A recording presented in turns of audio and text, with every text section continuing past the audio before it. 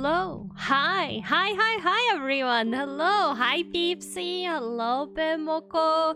Hello, Squid.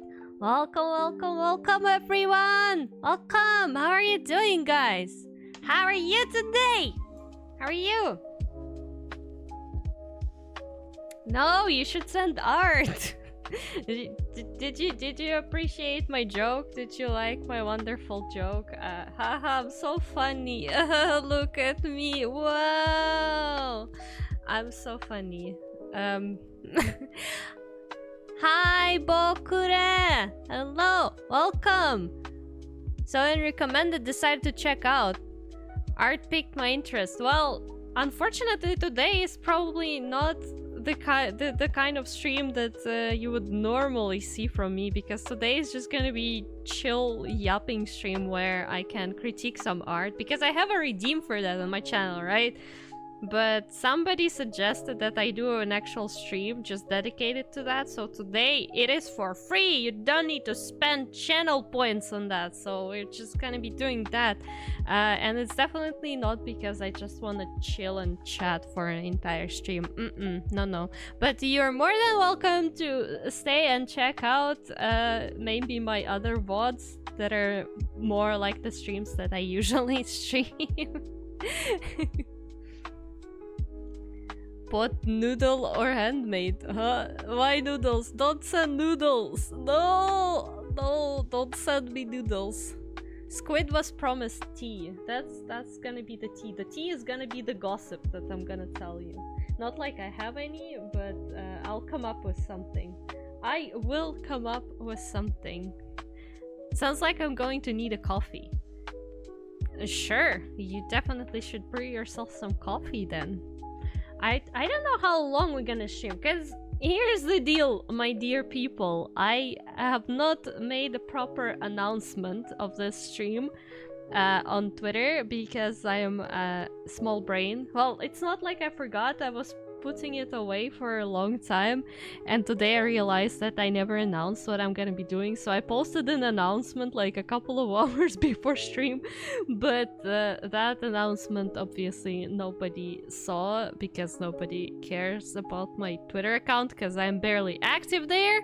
So that's fine. We still have some art to review, and if we run out of art to review, then I will start looking at my own art. Oh yeah, right, because also, yeah, I thought about that, Foxy.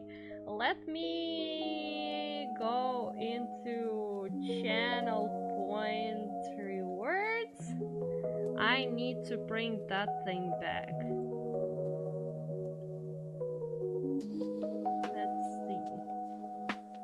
Let's see. Right. I think if you refresh the page, it should be there now. It should be there now. It should be. I think. Try refreshing and see if it's there. Also, hello, Foxy. Welcome. Welcome to you. I will start, though, by actually reviewing art and not doing your redeem if you do the redeem. If you redeem the redeem. Because I feel like we gotta warm up a little bit by watching some art, right? So let's see what we got today. Oh, I'm gonna try to go in order of like who sent the art first. So we'll start with Ricky, and I guess it's kind of hard to do that considering that the person might not be here, but there is gonna be a VOD. A fox in the box, hell yeah, that's some stuff for left-hand art. So yeah, the person might not be here, but the VOD is gonna be available, so that person can definitely see their art. So let me hide this beautiful masterpiece for now. Thank you for hydrate. Thank you. Fox in the box, a left-hand art. Hell yeah. Hell yeah. Oh. Okay, I'm hydrated, I'm ready. Obviously, if you remember that you have some art that you want to review right now, you can definitely send it on my Discord or in DMs if that's more convenient for you. And also, of course, feel free to send work in progress as well. Like, it doesn't need to be finished art. You can ask me about specific things that you want me to look at in your art. That's all. Everything goes today. Everything goes. Everything's allowed. And we're just gonna be yapping, looking at art, and, you know, admiring some cool works today. So this is Ricky's art. This is a portrait. It's a very nice portrait, I must say. I like the colors a lot. I do wonder if Ricky used the technique where you can unify all the colors together by just like applying one colored half transparent layer over everything, but maybe Ricky just did good with colors. That is also a possibility. Also, I can see this a little bit of like distortion, color distortion effect, which I think is pretty cool. So what can we say about it? Let's take a look. I'm gonna take a blue pen. Today I'm feeling like blue pen. I don't know. Today I'm feeling like blue is the color. Blue is the color we should go for. Let me choose what instrument I'm working with. What instrument I'm working? You can't see my brushes again. Oh no, you can see my brushes. Oh, that's interesting. Well, I feel like overall it is a pretty nice portrait. Obviously, as I said, I do really like the colors. However, I have some questions about the chin. And it is a complicated angle for a head. It is hard to draw. Because like I can see the chin is going here, but then we have this line, which is supposedly goes there. So if we're drawing the jawline, right? Where's my big eraser? And why is my eraser? Yeah, there you go. If we're making a jawline like this, it should go into the neck with a straighter angle, because that's gonna be pretty much where your chin is at. I would even say like that. It is a complicated angle. It is a complicated angle, and it's way easier to do this angle with like color when you already have a shading rather than just the lines. It is a hard angle. So I think the biggest advice on accomplishing this would be to just open like a 3D model reference and just turning the face at that angle, because otherwise it really is hard to really sort. Like even I'm unsure how I would handle it really, because if we do the line here, like the chin is probably here, and then we have this line, right? This is the underside of the chin. This would be the underside of the chin, and then we have a neck here.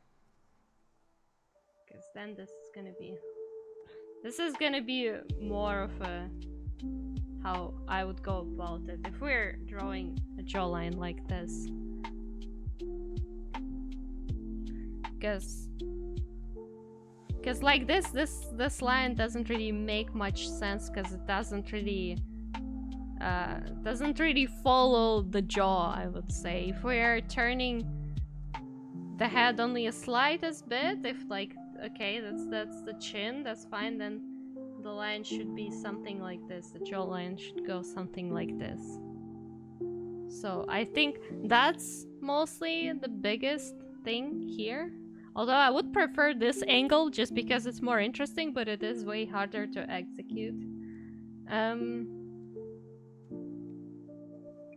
Other than that, it is a pretty nice art, but let's see if we can flip it, because that also helps. Okay, yeah, that just...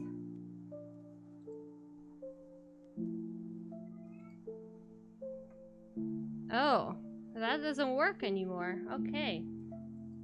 Oh, yeah. My hotkey is not doing what it's supposed to do anymore. Well, we can do it like that. It's fine. We can do it like that. And that seems to be pretty good. Like, I could check some proportions here and there, but overall, like, again, if we're thinking, oh yeah, this is the face that turned at that angle, it seems to be pretty fine.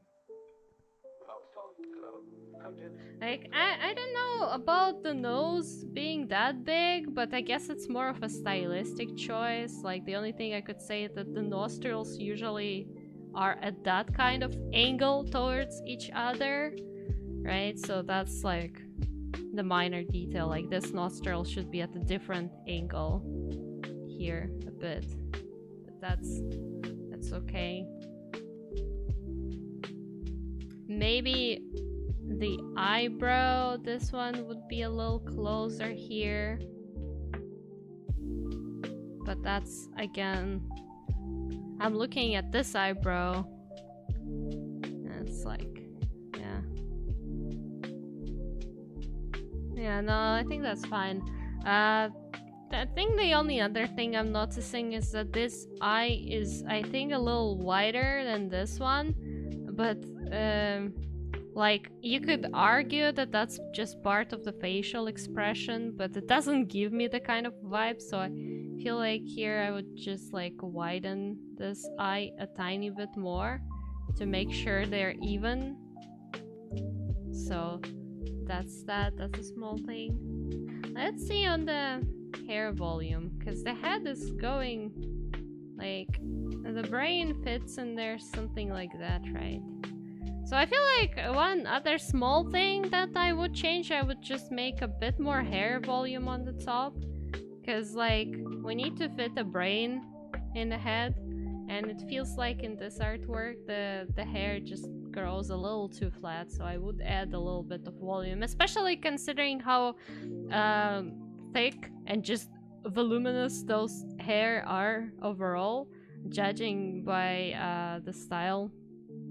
I would say that we need some more volume here, just on the top. But yeah, that looks nice. Well, I mean, we can check the contrast, of course, on this artwork. Let me, image rotation. Let me bring the canvas back.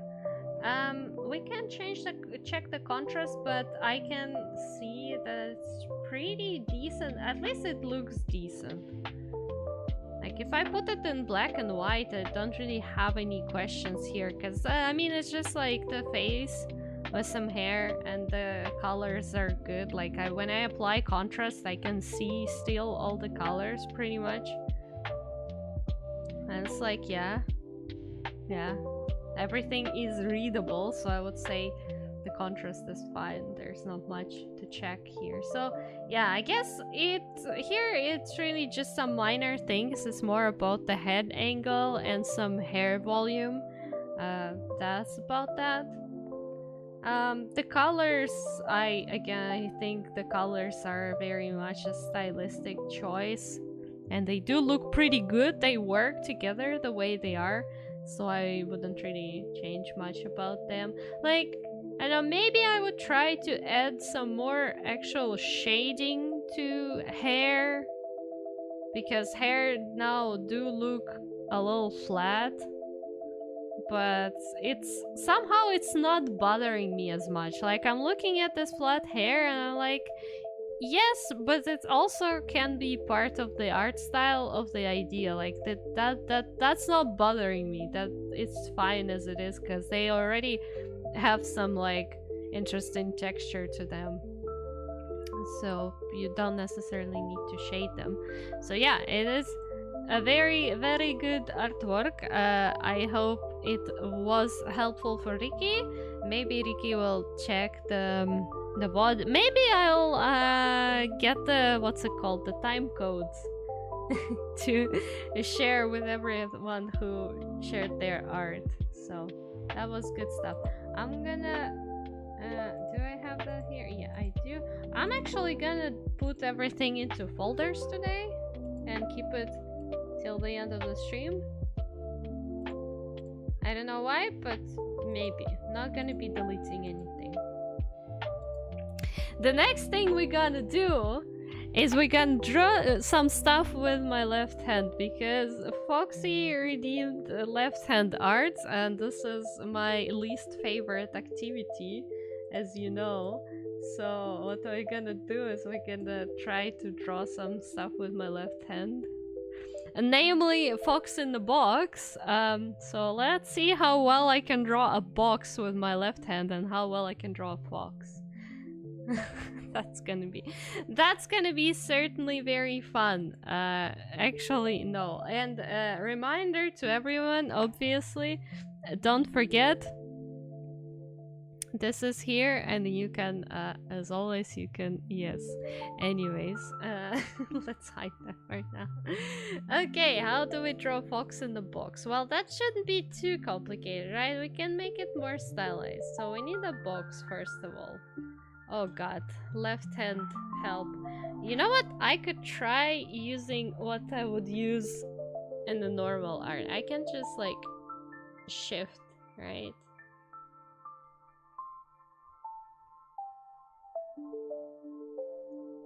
It's so weird because I have to kind of like cross my arms because I'm using left hand to draw and right hand to press the hotkeys, so now I have to like cross my arms. Let's make it a little smaller like that. Okay, so well, the box has like flaps, right? Their flaps, because it's an open box. Yeah, that does look like a flap, doesn't it? And there's a flap here. I should probably also use the, what's it called, the the the hotkey for that. Okay, that's that. That's a flap. That's a box. That's a box. Does that look like a box? I think it does look like a box. Let me check something for a sec.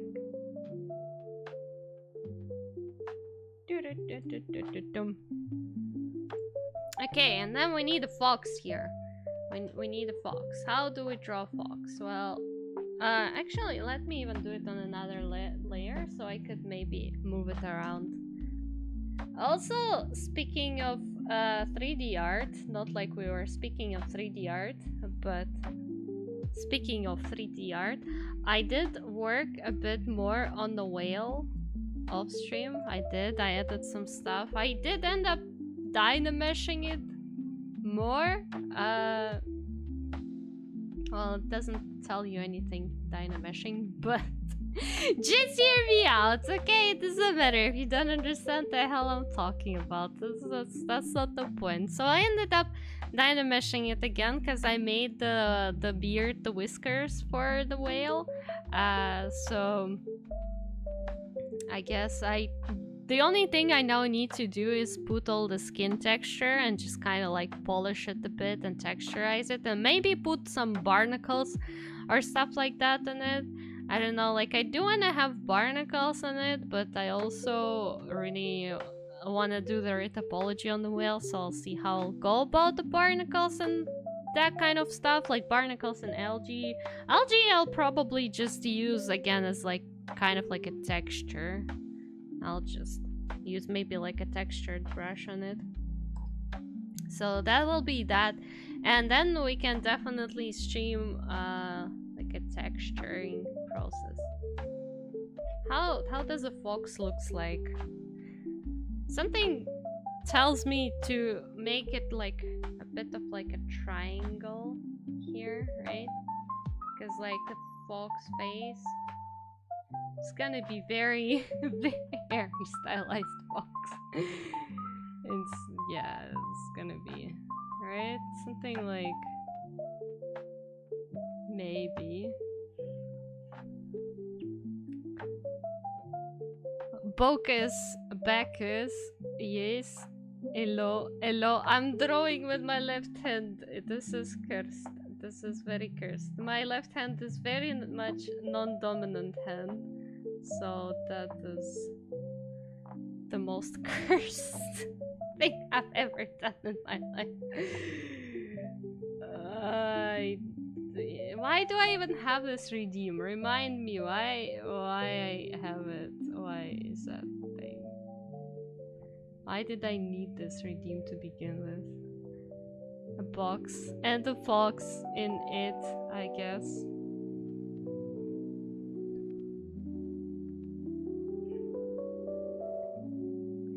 The ears are so uneven, like they're so uneven. Yeah. I'm trying my best, Foxy. I'm trying my best. Okay.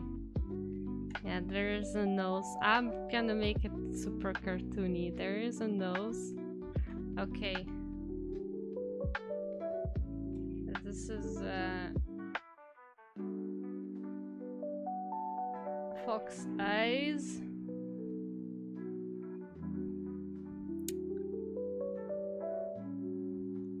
No, actually, I want to make it more of something cute. I don't know.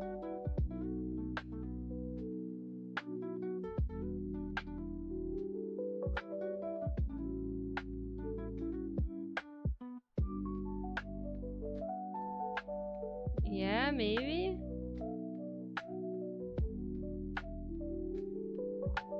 Maybe.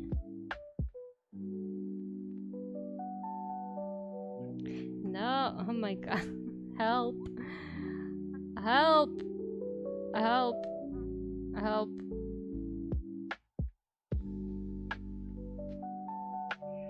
Yeah, this is so incredibly uneven. This is insanity. Okay.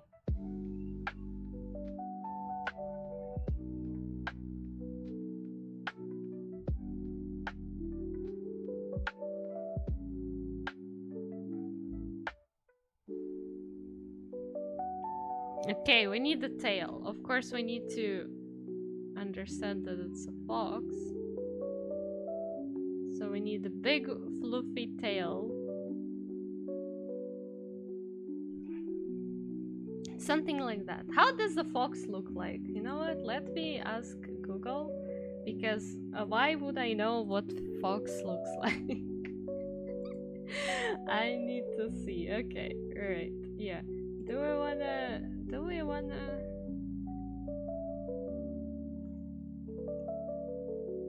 No, I don't think so. I think that's probably fine. I'm actually thinking maybe I should, instead of this,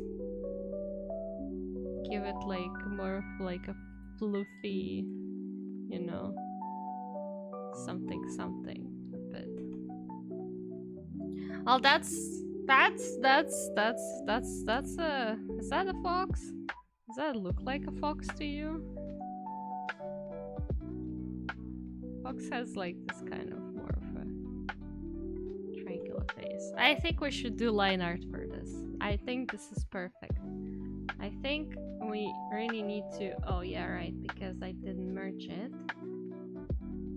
Is that an empty layer? It is an empty layer. Good. Yeah, we're gonna do line art for this. A gorgeous, gorgeous artwork. I'm gonna put the smoothing to very high because... How could I not?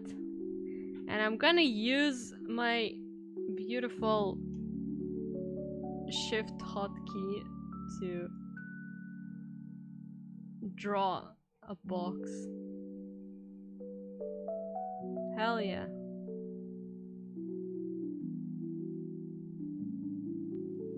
No, why did you do it like that?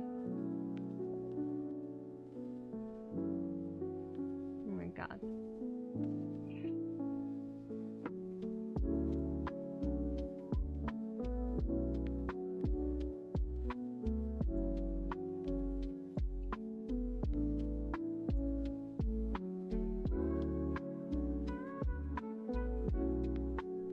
Beautiful.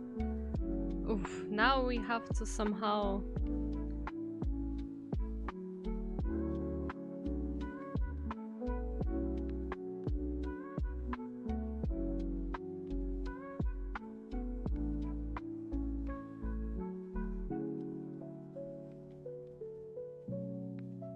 Aha.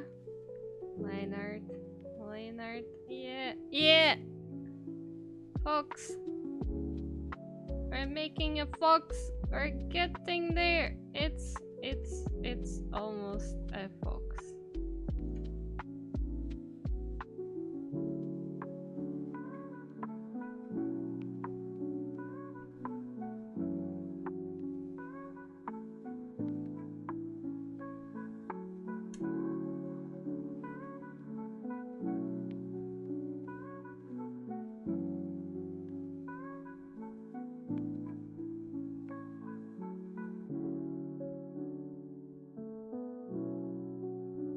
Okay. I'm thinking actually of drawing the nose like somewhere here instead. Like that. Yeah, needs to be more even. This needs to be more even. And then there's that. And there's that. And there's that. God, that doesn't look like a fox at all. Baksusan. Baksusan. And it is company logo. Well, fox. Yeah. Prosquid! Hello! Welcome! How are you doing? Welcome. Oh god, I'm so sorry you have to witness this as a first time chatter. I'm trying to draw a fox with my left hand. And I'm not winning. Well, I mean, it does look like a fox, but I use so much stabilizer on this that it's like, you know. Thank you. It's the kind of... It's not the kind of art I do here normally, but this is the kind of content people want to see. Okay. I'm getting there. Why does using your non-dominant hand is so hard? That's why I'm doing it in the first place. I'm trying to train it to be more usable, but you know.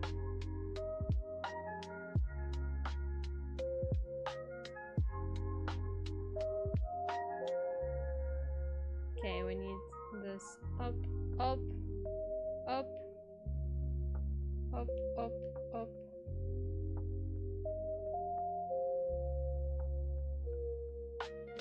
Okay. Is ambidextrous but doesn't know how to draw. Man, I'm jealous of you being ambidextrous. Like, the only thing I can do with my left hand normally is use hotkeys on the keyboard and all my arting software, right? But other than that, okay, this tail needs more stabilizer. I'm saying more stuff. This is definitely a more stabilizer type of draw. Oh god, this is so cursed. It's almost like I have not worked on developing muscles in my left hand at all. But good for you for being ambidextrous, god. I wish, honestly, I wish.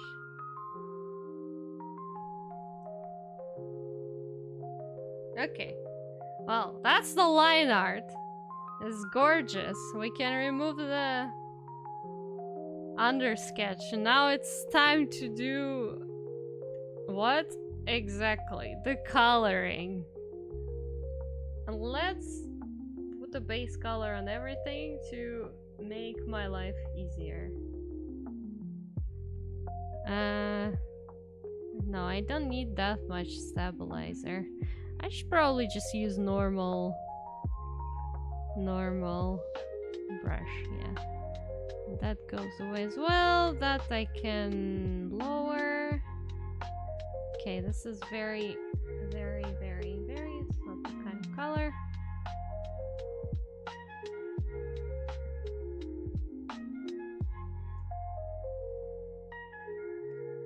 Okay, should I make the brush bigger? I definitely should. There we go.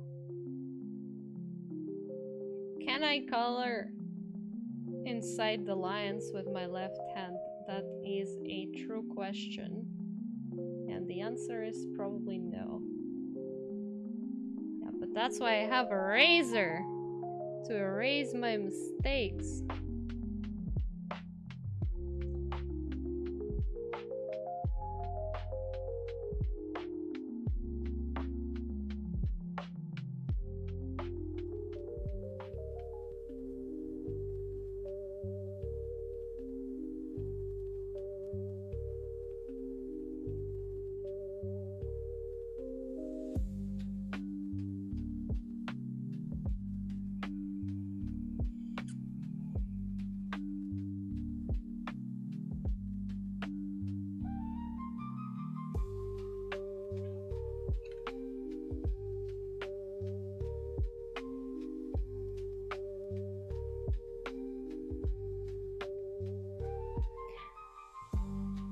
The Spanish Cassidish! Hi, hello, welcome! Another first-time chatter. Oh my god, I am drawing with my left hand right now.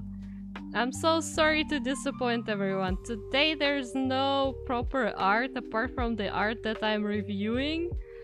But first I need to do this gorgeous channel reading where I draw with my non-dominant hand. But yeah... How are you doing? Welcome, welcome. I'm very glad to see you here. Oh, look at me go. I'm learning how to color inside the lines. I'm getting better at it. My skill is growing. Damn, you draw better than me. Bro, that's my left hand. I won't believe you that with my non-dominant hand, I'm drawing better than you. That's not true. That's just not true. You know, you would think that after making so much art with my left hand, I would get better at it, but no, it still feels like a struggle every single time. I should make it more expensive, because people are starting to redeem it actively. I should make it more expensive. But still, I don't believe you. I do not believe you, Cassidish. That's untrue.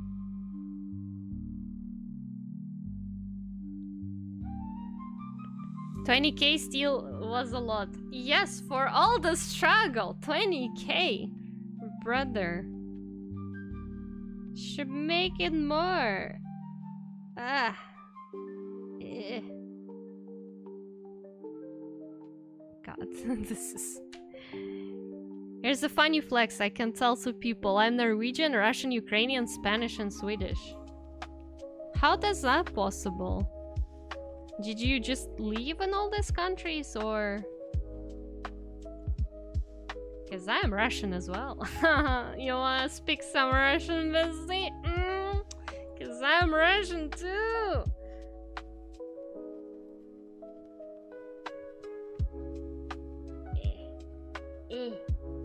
Coloring inside the lines.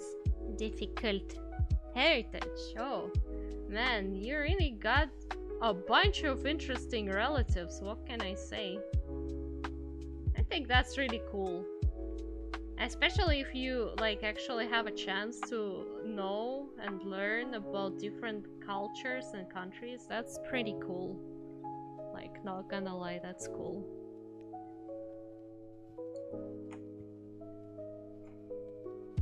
I just, in general, find learning about other, like, countries' life so exciting, and I'm not even talking about... Thank you for the follow! Cassidish, thank you so much, welcome! But yeah, I'm not even talking about, like, historical stuff, you know, like all the stuff that usually tourists learn about countries when they travel to those countries. It's more about, like, oh, how was your school life, for example, right? Like, what were your interests? What was popular during your school days? What what's popular among school kids, how the school system just in general works, and stuff like that. Like, I don't know, what kind of like food do you like to cook at home? What kind of food your parents cooked? I think that kind of stuff is so exciting to learn. And somehow I never appreciated it before I actually started like studying in the international group, and it's like, oh, people have completely different childhood experiences than me. Like, this is insane. Wow, who would have thought? And like even schools work differently in different countries as well. Just wow. Okay, a fox. A fox is orange. Very orange. Let's make fox very orange. Huh? Nani? Oh, that's an eraser. Thank you for headbutt, Mayo. Thank you so much. Thank you. Oh, hydrate. Nani? Polar Wolf, thank you so much for headbutt as well. Okay, I will hydrate myself. Oh god, I increased the size of a brush too much.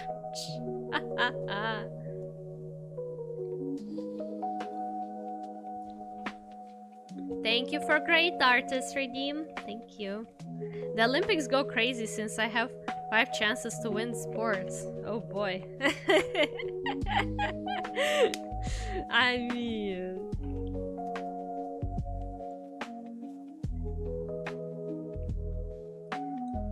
I personally don't have any fun heritage, unfortunately. Like, at least not something that I would know of or my family would know of. I come from a very small family and very Russian. And on top of that, also just very Moscow family. So it's kind of like, well, I know Moscow a little bit. That's probably about that. But yeah, I mean, cool stuff. Cool stuff. Cool stuff. That's very cool stuff. But like, do you actually speak the languages, or is it just purely like, you know, your family and your heritage, the genes? How do I say that properly?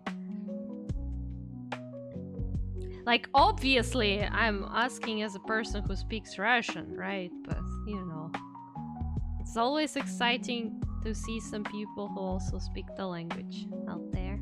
Out there in the wild.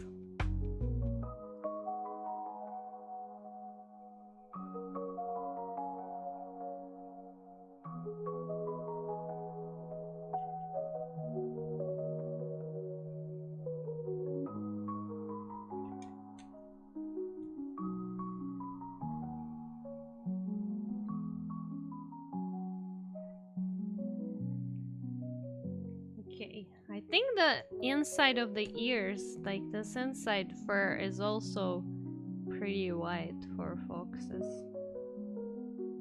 They also have like the darker ear tips.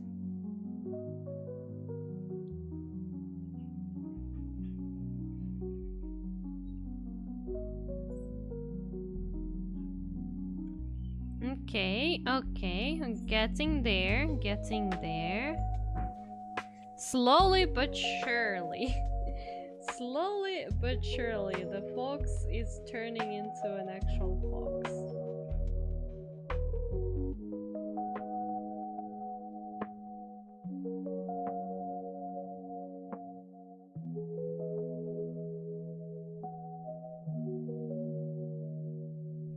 Okay, got it. And now we need to make this little darker highlights. I can see that some foxes also have like a darker tail. But I think we'll go for a classic picture book fox. Okay, so they oh wait. To be careful with the ears. Just like a little bit of this darker fur. And then we have a little bit of this darker fur here as well. And just a tiny bit more, and a tiny nose, which I should. Oh, it looks like a highlight. Actually, I think I want to keep it. That looks cute. I want to keep it. Looks like a highlight. And then take the white color for the eyes. And then it's like whoop whoop. Whoop whoop. There we go. That's a fox. And it's in the box. Only one fox in the box. How many? I can Control C, Control V if you want. That's that. That's the only thing you can get for left-hand art. I mean, it's a beautiful fox. So wait, the fox looks a little ominous. I need to give it some eye highlights, maybe. Let's do that. Oh wait, that should be probably done like that. Yeah. Let's make it a little less ominous. Beautiful. Now it's a fox. It's a fox that's staring at you very intently. I am gonna save this. I should put this into a separate folder probably. Oh, I should just save this thing in general. What should I call it? Where should I save it and what should I call this? Good question.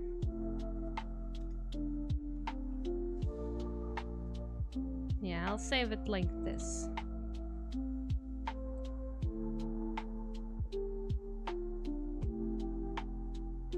Okay.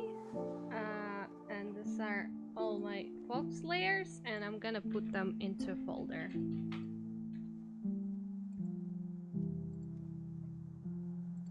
Should probably call this folder Ricky. Hi, Noble William. Hello. Welcome. Welcome, welcome. Okay. A reminder to everyone, once again. You know. You know what to do, guys. You know what to do, guys, in case you want your art reviewed. And I'm gonna move on to the next one. Let's see what else we got. Okay, I think the next person who wanted their art reviewed was Wolfie. I have some questions about that art. I'm not sure if Polar Wolf is still here, but what is going on here? But I mean, I will start with the portrait though, because that's just the portrait. Can I just bring that here? I'm just gonna bring the portrait. Portrait is fine. The other art I have questions to, but you will see what I mean. I'll see what I mean later. Thank you for the follow, Noble William! Thank you so much for the follow. Welcome, welcome. Glad to see you here. Today I have a very chill art review stream, so it's not gonna be my usual type of content, but you know. Feel free to stay and check my other VODs if they are still alive somewhere in the channel to see what I actually normally do on art streams, but today is a special day. Anyways, let's pick the pink color. Why should I not pick the pink color? Pink color is nice. Okay, well, let's see what we can say about this one. I mean, it is a pretty nice artwork, although I can see that the background was yoinked from somewhere. So, but I mean, I do that too. Today is a special day. What makes it special, Mayo? I hope it's not like your birthday or something and I'm just missing it completely. Which is a possibility, because I still never made the channel with birthdays to at least know when people's birthdays are, but... because you said so. Ah, no, Bemo. Is it yours, Bemo? I don't believe you. I don't think it's your birthday. You would have said if it was your birthday. I should make a channel. Like, I don't even need notifications or anything about that birthday. I just need a place somewhere to keep all the birthdays to just make sure I remember when they are. Cause like, I could not remember anything for the life of me. Like when I was a child, for the longest time, I couldn't remember when my mom and dad's birthday was.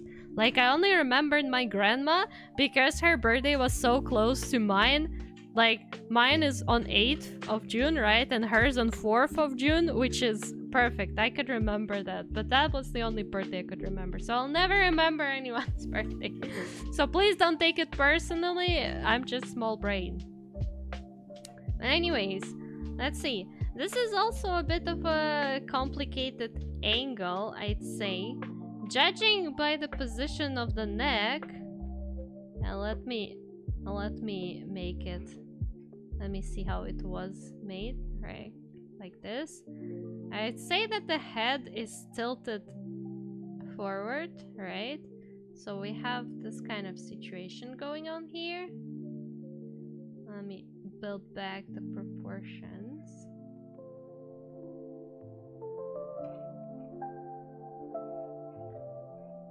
Yeah, so, well, I think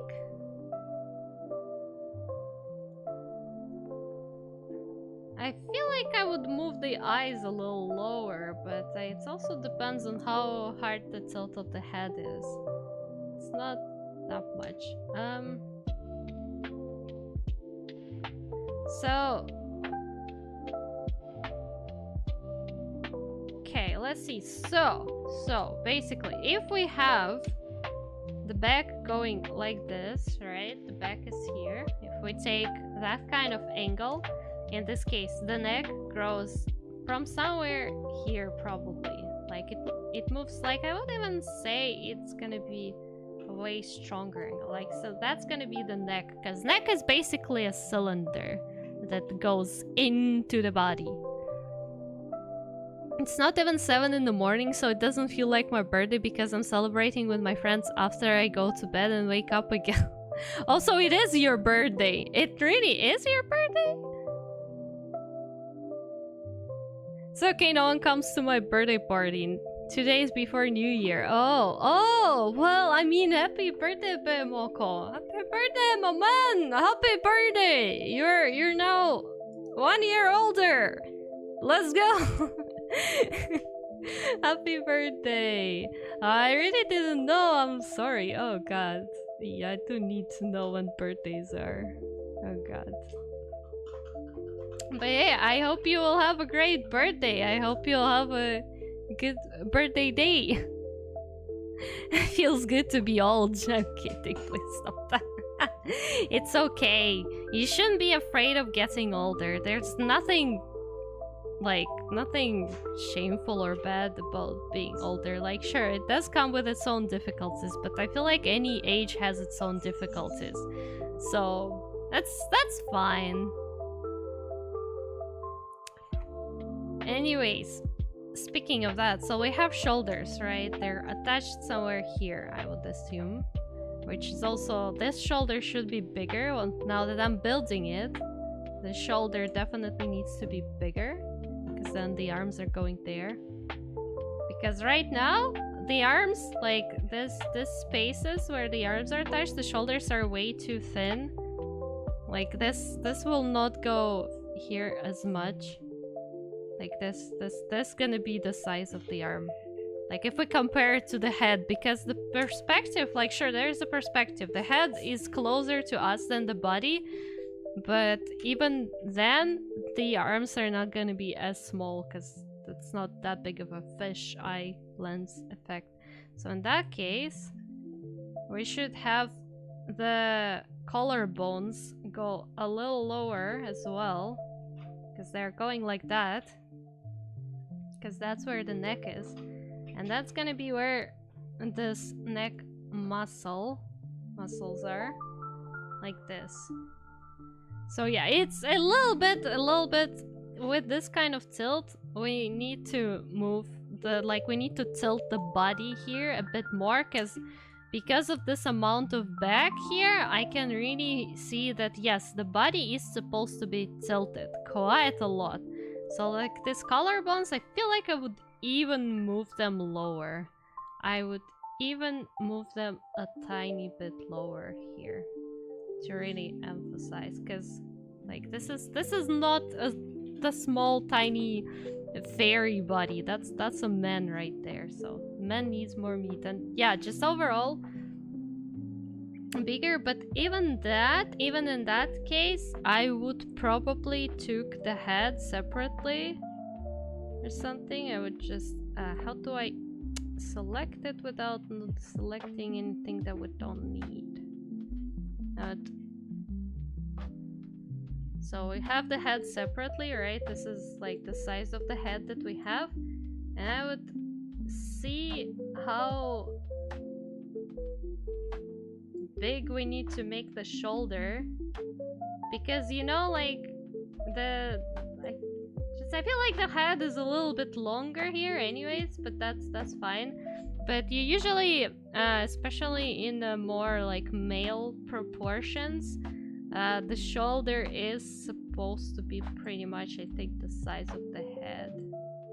So like you definitely need more shoulder here. Like I wouldn't, I guess, exactly compare it to this head, because it does feel like it's a little longer, but like it can be on the longer side. But then you do need to have more. Oh god, that's a pen. I need an eraser.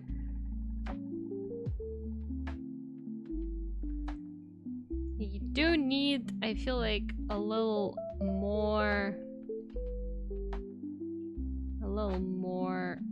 shoulder here. So yeah, that's a bit of that.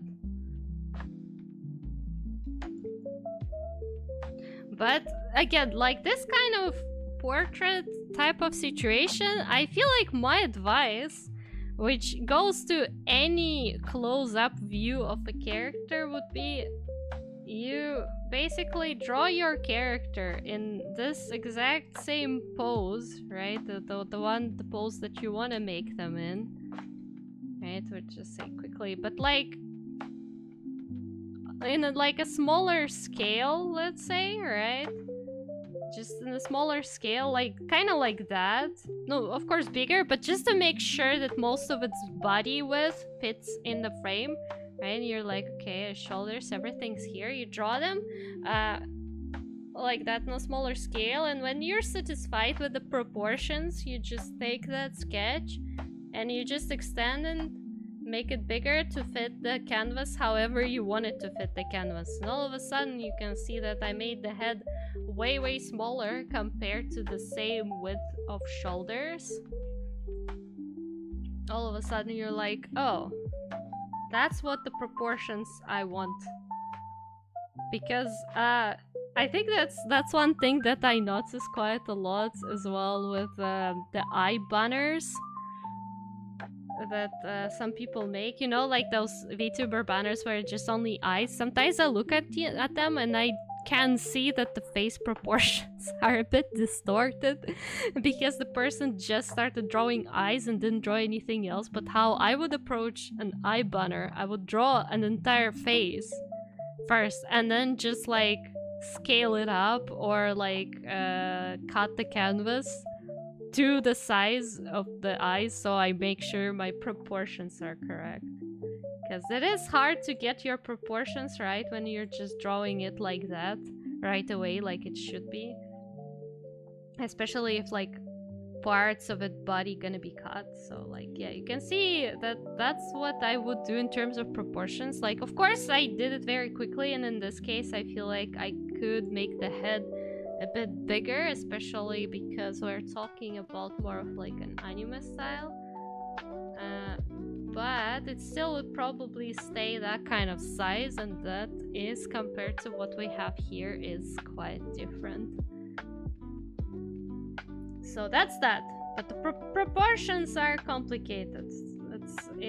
Yeah, that's obviously a thing.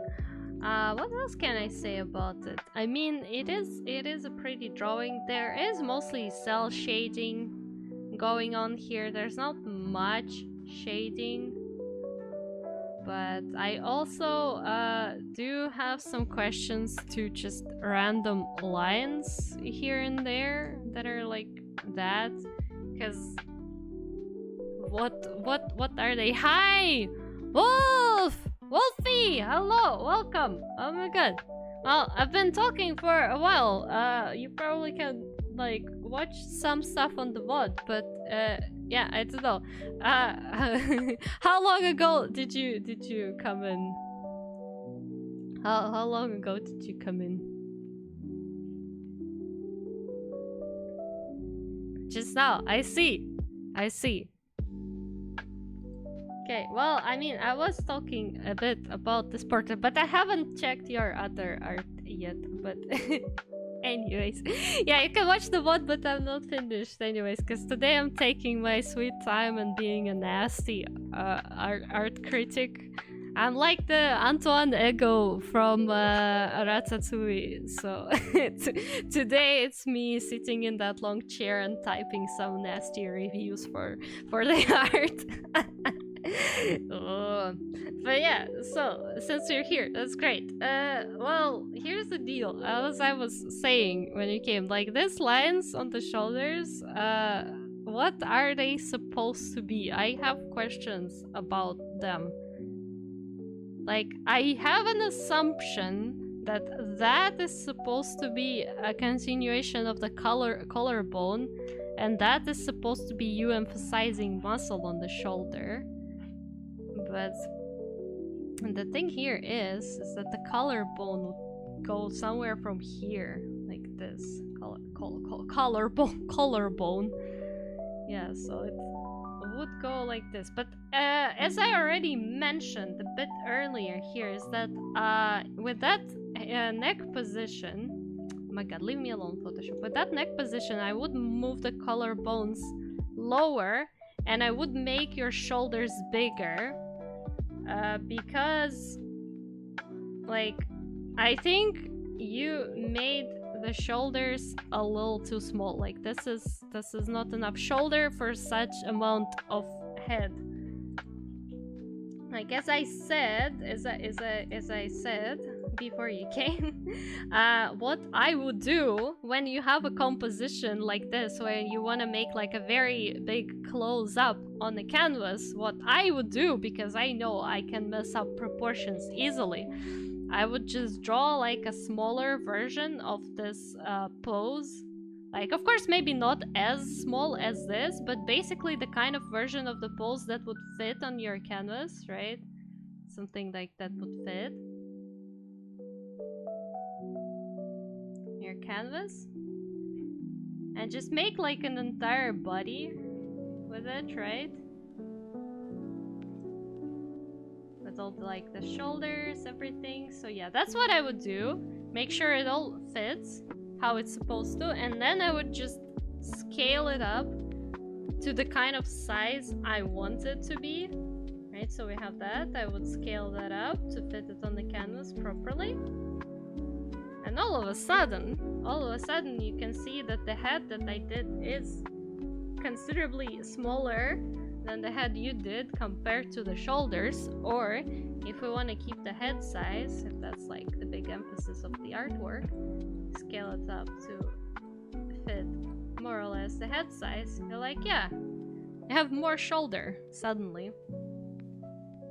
It's a complicated raccource, I'd say. It's a complicated position to draw from, because then there's the collarbones.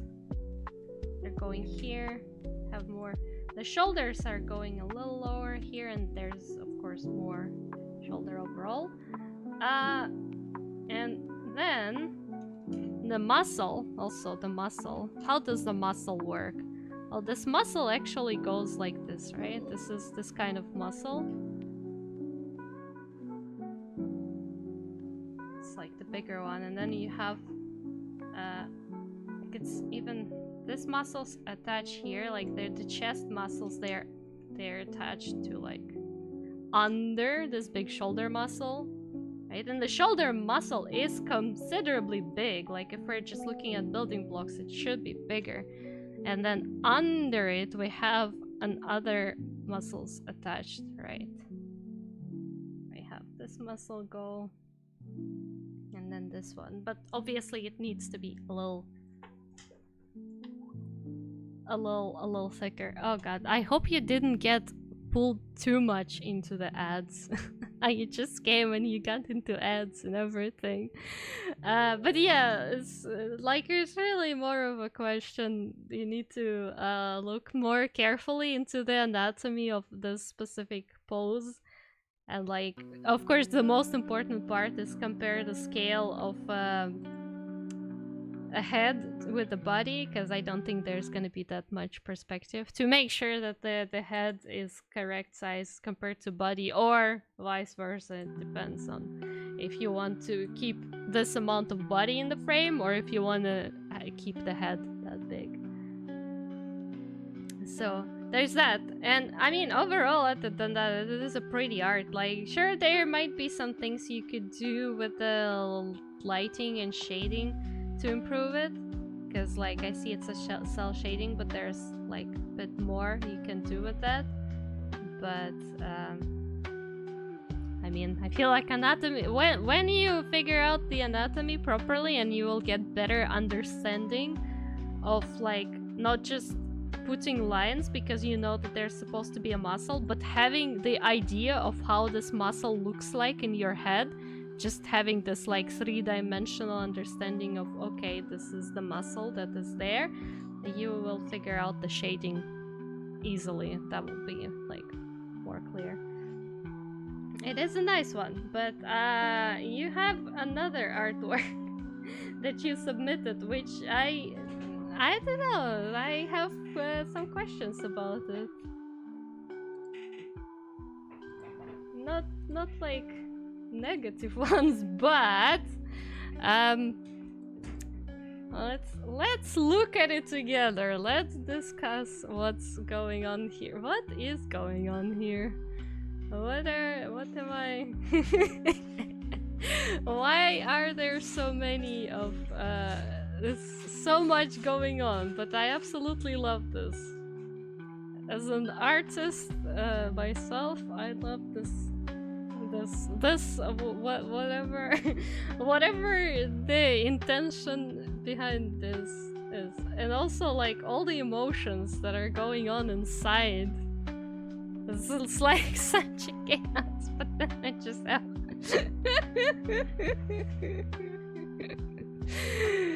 Phasmophobia took a turn. Brother, are you sure you played the correct Phasmophobia? Because, I mean, I kind of remember Phasmophobia a little different than that, but who am I to judge? Who am I to judge what you do with those ghosts you find in there? Am I right? No, but this is great. I like the combination of colors. Like, I feel like in general you did good with colors here, and also like the cell shading that you used. Like, yeah, this cell shading is definitely on point.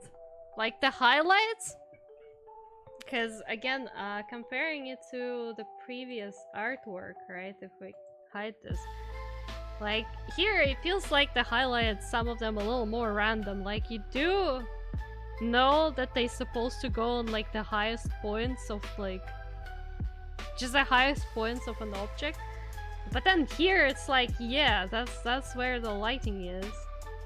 And I feel like you shouldn't have stopped on just this as well. Like you should have gone all the way to like through the entire site. Like that would also work pretty well. Because you did that on the legs, so might as well do that on the body. That's but oh god. A touching touchy touch. Also, speaking of highlights again, because I see like you did this very big, very nice highlights on the arms and the body and the legs as well. It's like, yeah, that's good. That's exactly what it should be. So you should have done more here as well on the hair, because hair is pretty much the exact same surface. Yes, hair has a different texture compared to the body, right? Like, we have skin, we have hair, but it would take the light pretty much in the same way. So like, don't be afraid. Put the highlights on there. Put them there. Maybe even on the ears. Like, I don't know about the ears. That's a bit more of a complicated. I guess you put it here, so I would maybe color this entire side with a highlight. But yeah, definitely more on the head. Definitely a bit more. All of a sudden it has a bit more volume, right? With that amount of hair. Yeah, that's looking nice. Those arms that's touching everywhere. It's just why is the music so loud? I don't like it being that loud. It's distracting. I can't think. I can't hear myself think. Also, what is actually good about this art that I can show, and we can compare that art with this art, because I think in this art you did quite a bit more. Thank you for the follow, Yumeo! Thank you so much for the follow. Welcome, welcome, welcome. So, again, my favorite stuff, black and white filter to show contrast. And I'm not gonna be looking at hands here because it's more of like a ghostly experience type of situation. So whatever color they have, that's fine. But like the amount of contrast this creates with this highlights, the body color, and then the background, this is good. And if we look at this artwork, for example, it feels like there's not enough contrast between like all the hair, skin, the highlights. They're like barely visible. The shadows are not that deep. And we do know that it's a very sunny day, probably. Like, judging by the bright environment, this is a very sunny day. So I would expect the contrast to be a bit more, like a little stronger. The shadows deeper and then like the highlights stronger. But on this art, this looks great. I don't know where the light is exactly coming from. I guess it's just from the behind or something. It doesn't really matter. In art like that, it doesn't really matter. But this is really good in terms of contrast. Okay, I'm gonna remove the black and white filter. What else I can say? I mean, it's a very good practice on making arms and like not arms but hands, because hands are difficult to make, and yes, that's a lot of work. Although I feel like on this hand you forgot all the knuckles that you kind of did on other ones, because you did the knuckles here, right? You did them here as well. They're even here, even though they probably should not be here because the skin stretches. Like, yes, you can see them IRL, but you're showing them just a little bit on this one where the skin is not stretched. So I would say here they just shouldn't exist at all whatsoever. But then you kind of just forgot to put them here. Yeah, I wanted to add a full moon in the background, but felt it was too much, so just left the moonlight. Yeah, that's fine. It doesn't even need like the specific light source. It just looks good as it is.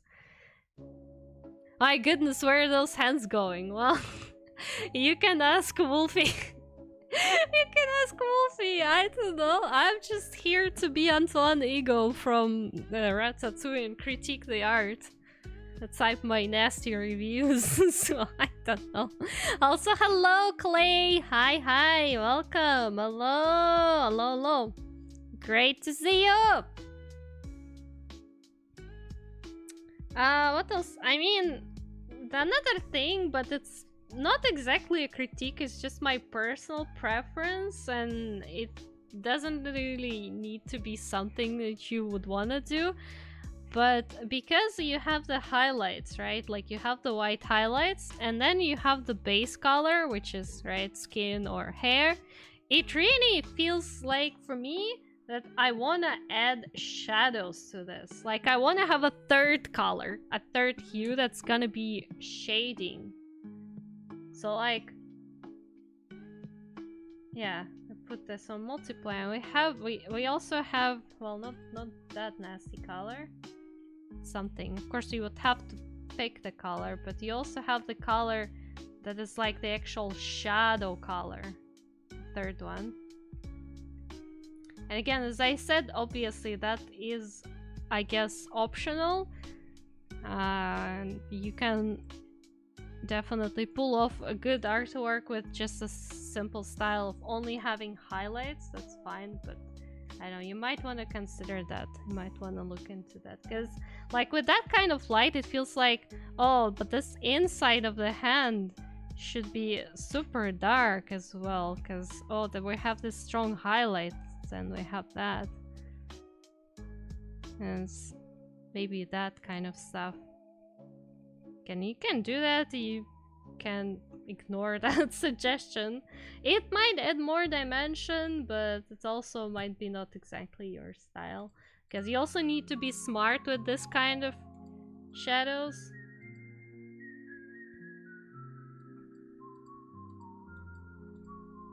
So yeah, like I also really feel like putting a shadow somewhere there, but obviously not this color. This is just because I'm way too lazy to switch the color, but you know, like just to emphasize that, yeah, that part is very much in the shade, so you could try that.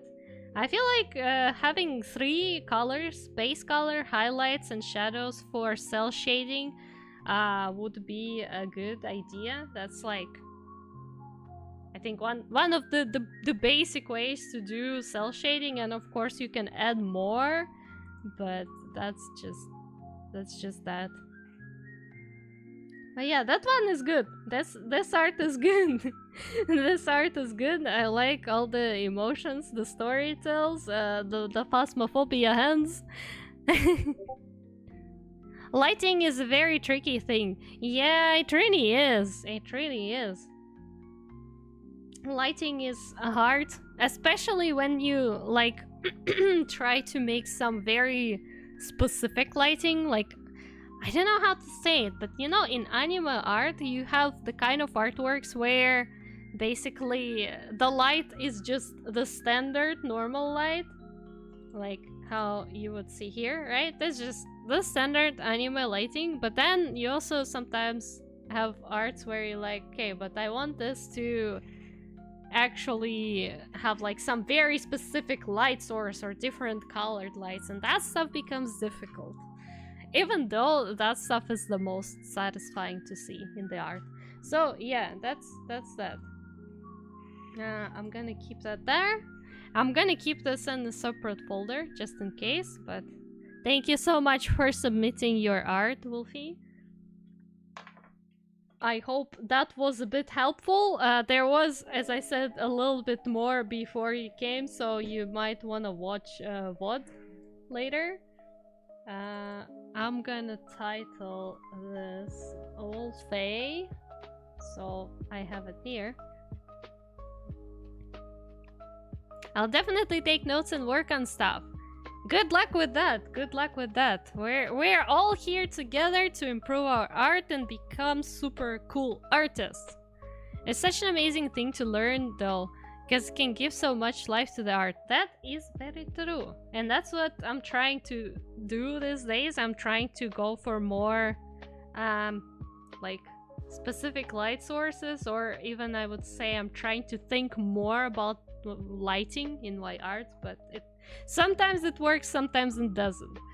So that's still a work in progress. Okay, I have more.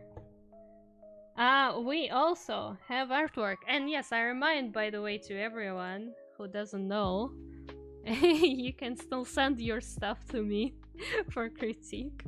Oh god, it's such a great joke. I am a comedian, certified comedian. You can send me your art if you would like to get some advice on it, and you can even specify what exactly you want advice on, so it doesn't have to be like I just review everything. Maybe you have some questions about anatomy on your artwork or about lighting. We can look at anything. Okay, next we have clay. Let's see, it's a big Discord message, so let me read this. Uh-huh. As a dialogue. I shall present a character sheet. I've seen so many different types that I have no idea if there is a correct one. Anything to say about it? I would love to hear it. Okay, so we have also 2 artworks here. We have...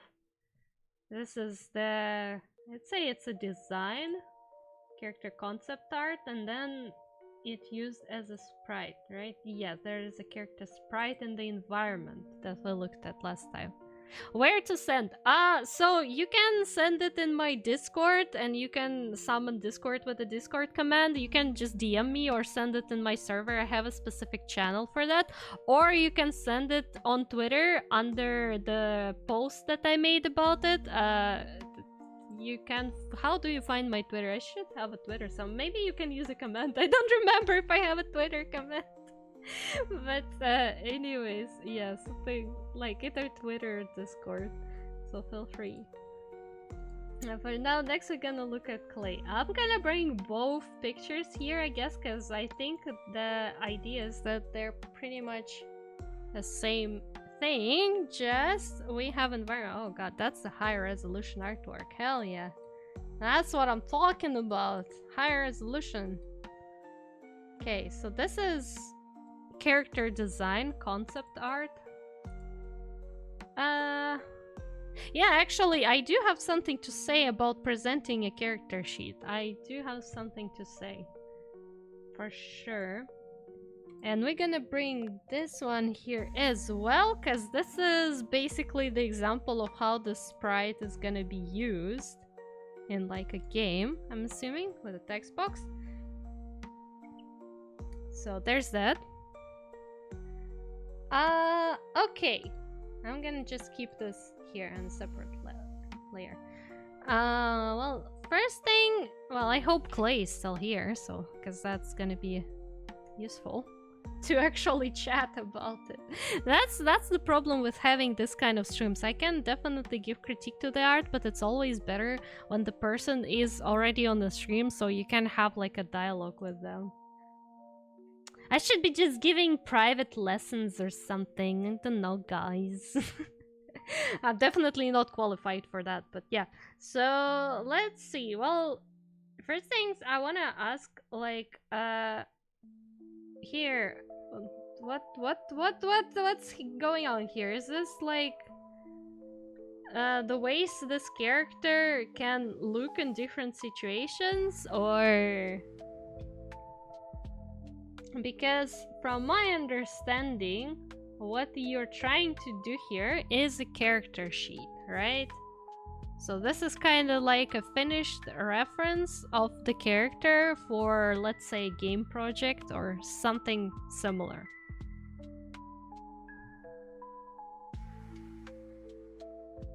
Because this, to me, well, I'm not sure what exactly that is, of course, but this to me gives the vibe of, okay, these are the versions that I tried before I got this final one. And I started with those to check what colors would be better. I have a separate file for those, actually. Yes, yeah, so that's exactly what I thought.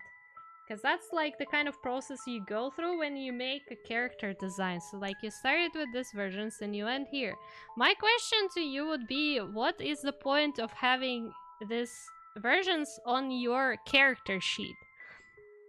Because there are different things you can do in the industry, right? One thing you can do is you can make a portfolio. In the portfolio, you have something that's called character concept art, where you would also potentially, as a separate file still, show the versions that you had before, kind of like your thought process, right? This is indication of, okay, I was thinking about color schemes, these are the things that I tried, and then we came to this.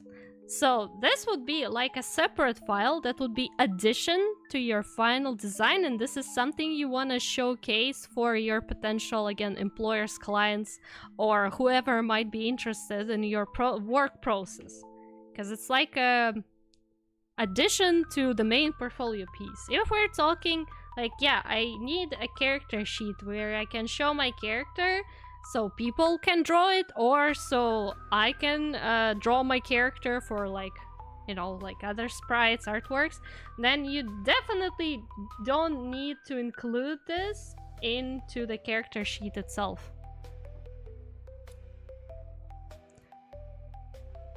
in these Gaia games, units have ranks and switch colors when ranking up, so I wasn't sure. Well, I mean, it's again, if you do want to have that as like part of the mechanic or the lore, I'm not sure if you are developing the game. I'm like gonna be talking about it from the point of view of, okay, you're developing a game and you have a character for the game. Okay, I don't know what project that is for exactly, but that's how I'm gonna be talking, because it's gonna work for pretty much anything else.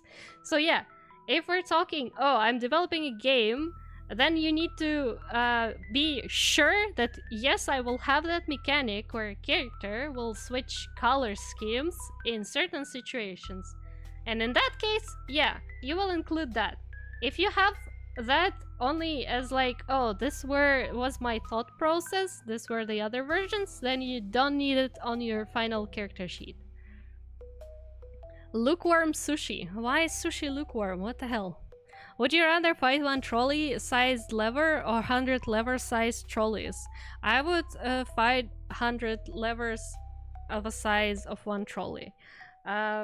Anyways.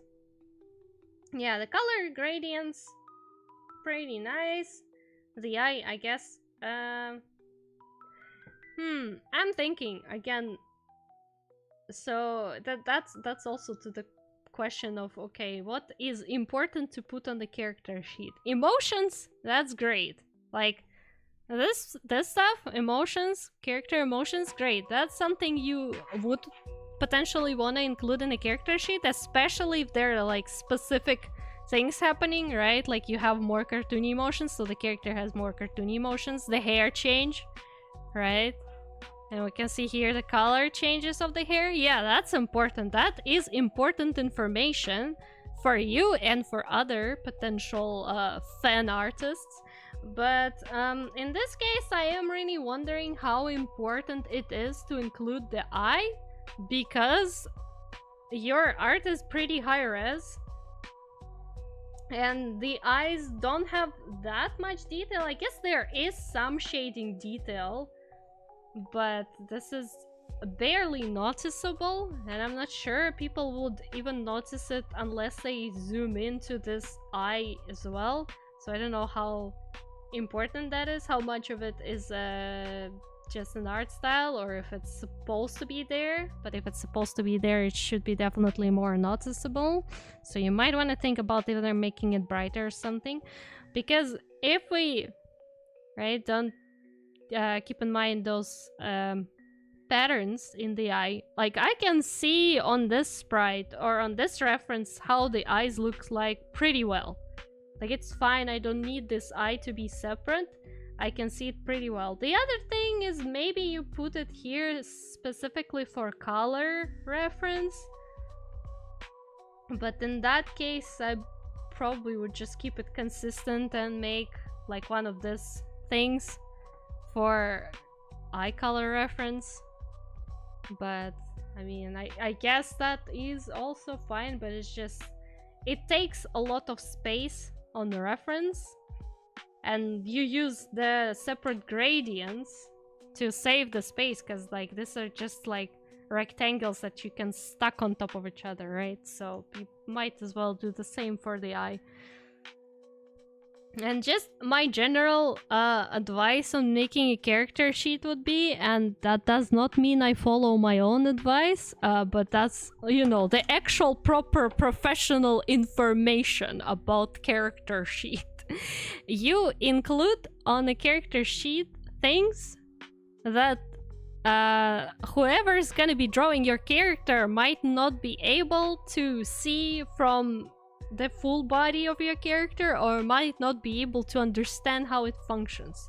So a great example would be, you have, for example, you don't have it here, but again, for example, you would have some kind of like a symbol, right, on the sleeve, something going on, and it would be a great idea to just put that symbol separately somewhere near it and show like, yeah, that's what it looks like, this is what it is.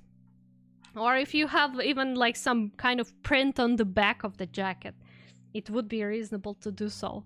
Or if, for example, you have some piece of clothing or of an accessory that's greatly deformed on a character.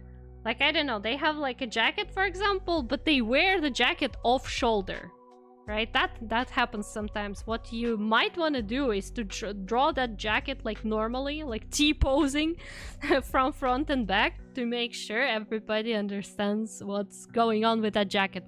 How does it function? So yeah, that's the things you can include on the character sheet. Other than that, there's no like rule that would say how exactly you should make a character sheet, because there's 1,000 ways you can go about it, and some people include certain things, some people don't include certain things, and it all really comes down to asking yourself, okay, what would be important for other people to know when they look at my character sheet? Or for whoever people will be using that character sheet, because there is a chance that you will never ever show that character sheet to anybody, and you will be the only person who looks at it. You just need a good reference of your own character. In that case, again, you're asking yourself, okay, what are the things I will need to always know and remember and understand about this character in order to be able to draw them, or to make a 3D model if that's the intention, because when you make a character sheet for a 3D model, that's a completely different situation. And I don't know if it's interesting, but I will show to you what I mean. But again, keep in mind also that I make this kind of stuff for myself only. So that just means that nobody else will be using that character sheet. So I can be as messy as I want about it, and I can, again, as I said, include whatever the hell I want to include. Let me find that where I had it.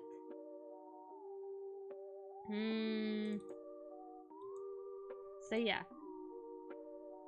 So this is, I'm just gonna be a little bit showing off my own art, not like the newest. You already all seen it, but yeah. So this is what I made, right? This is a character I made. Like, yeah, cool. What I thought would be important for me personally, right, is to see this stick exactly how it is, how it's made, like all the accessories it has, whatever's on this stick, and this necklace.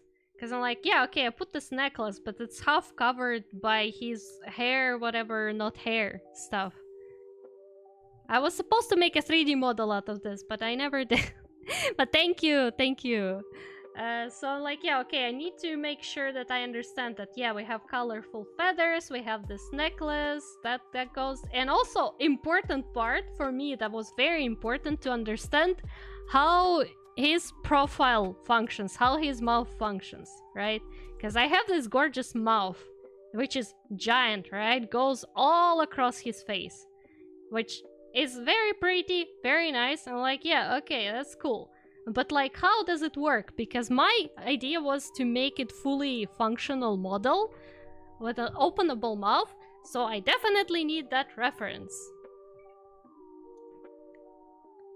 One thing I found interesting about character sheets as well is how they can already tell a story with their design alone. Well, yeah, that is also a big thing, but that goes more towards actual character design, because character design should tell you something. That is true. So yeah, that was that. But then, because I'm making a 3D model, right? And I know myself, I know how I work with 3D models, and I know what I need in order to make it.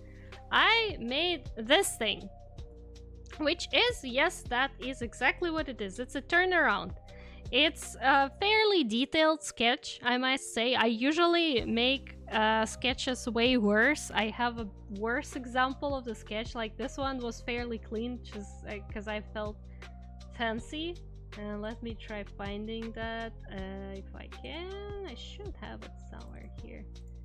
Yeah, like here I was like, okay, I'm gonna actually make a full turnaround and sketch it all nicely and understandably. But then I also have this wonderful sketch. Although this one is also clean, but here I was like, I'm not gonna make a back view because I don't care, because I can understand pretty well what the hell is going on in the back, so I'll just make that.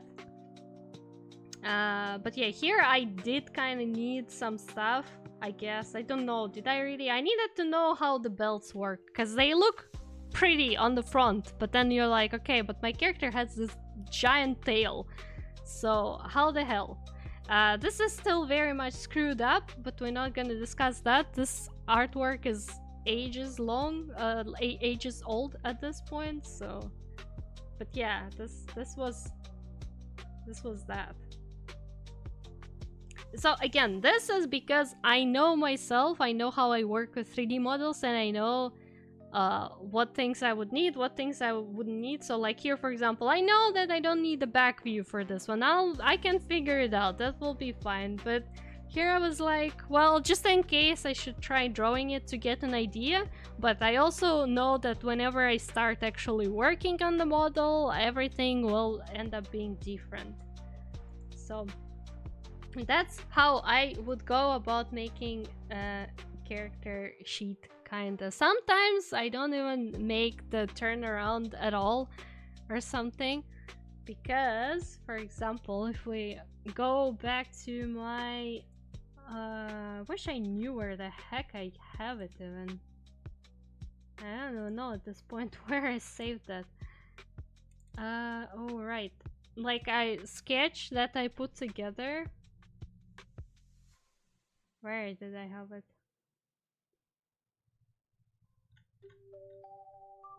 Alright, this one. The one that I found recently and just started making 3D out of. Like this is the sketch that I'm currently working with on the whale model, and yeah, on the one hand you can argue that, well, it's a whale, there's not much about it, which is true. That's why I decided, okay, well, I don't care about having a turnaround of a whale or having like any proper shape, like front, side view, whatever. I just made the top view to make sure I know the patterns, because like I needed to design them, and this is basically how I designed the patterns. But other than that, that's just a whale. I'm like, yeah, that's good enough. I understand what I need to do with this. So yeah, that all comes down to, okay, what is important, what information I actually need to see on the character sheet and on the reference. And again, there is nothing wrong with making a separate image that will be used for 3D modeling, for example, of just like, say, a character's anatomy. So like you can have a character sheet like this, like the one you made, where you just have information about the character, how this character expresses their emotions, what kind of poses they take, they look very confident, they're the colors and everything, and then you can have a separate, absolutely dirty, messy, disgusting, stinky sketch with your turnaround for a 3D model, simply because you just need to make sure the proportions are right when you actually make the character in 3D. And that's about that. And you might never even show that to other people. So that's my take on character sheets, and I have been yapping about it for a while, and I do apologize. I hope that is useful information, but I'm not done with you, bestie, yet, because we also gotta review the art itself. Let's think. Let's see. I remember that background. I remember it. I've seen it. Oh, I know why I remember it, because I looked at your portfolio after we already discussed it. That's why I remember it. You didn't show it, but it wasn't your portfolio. Yeah, I remember.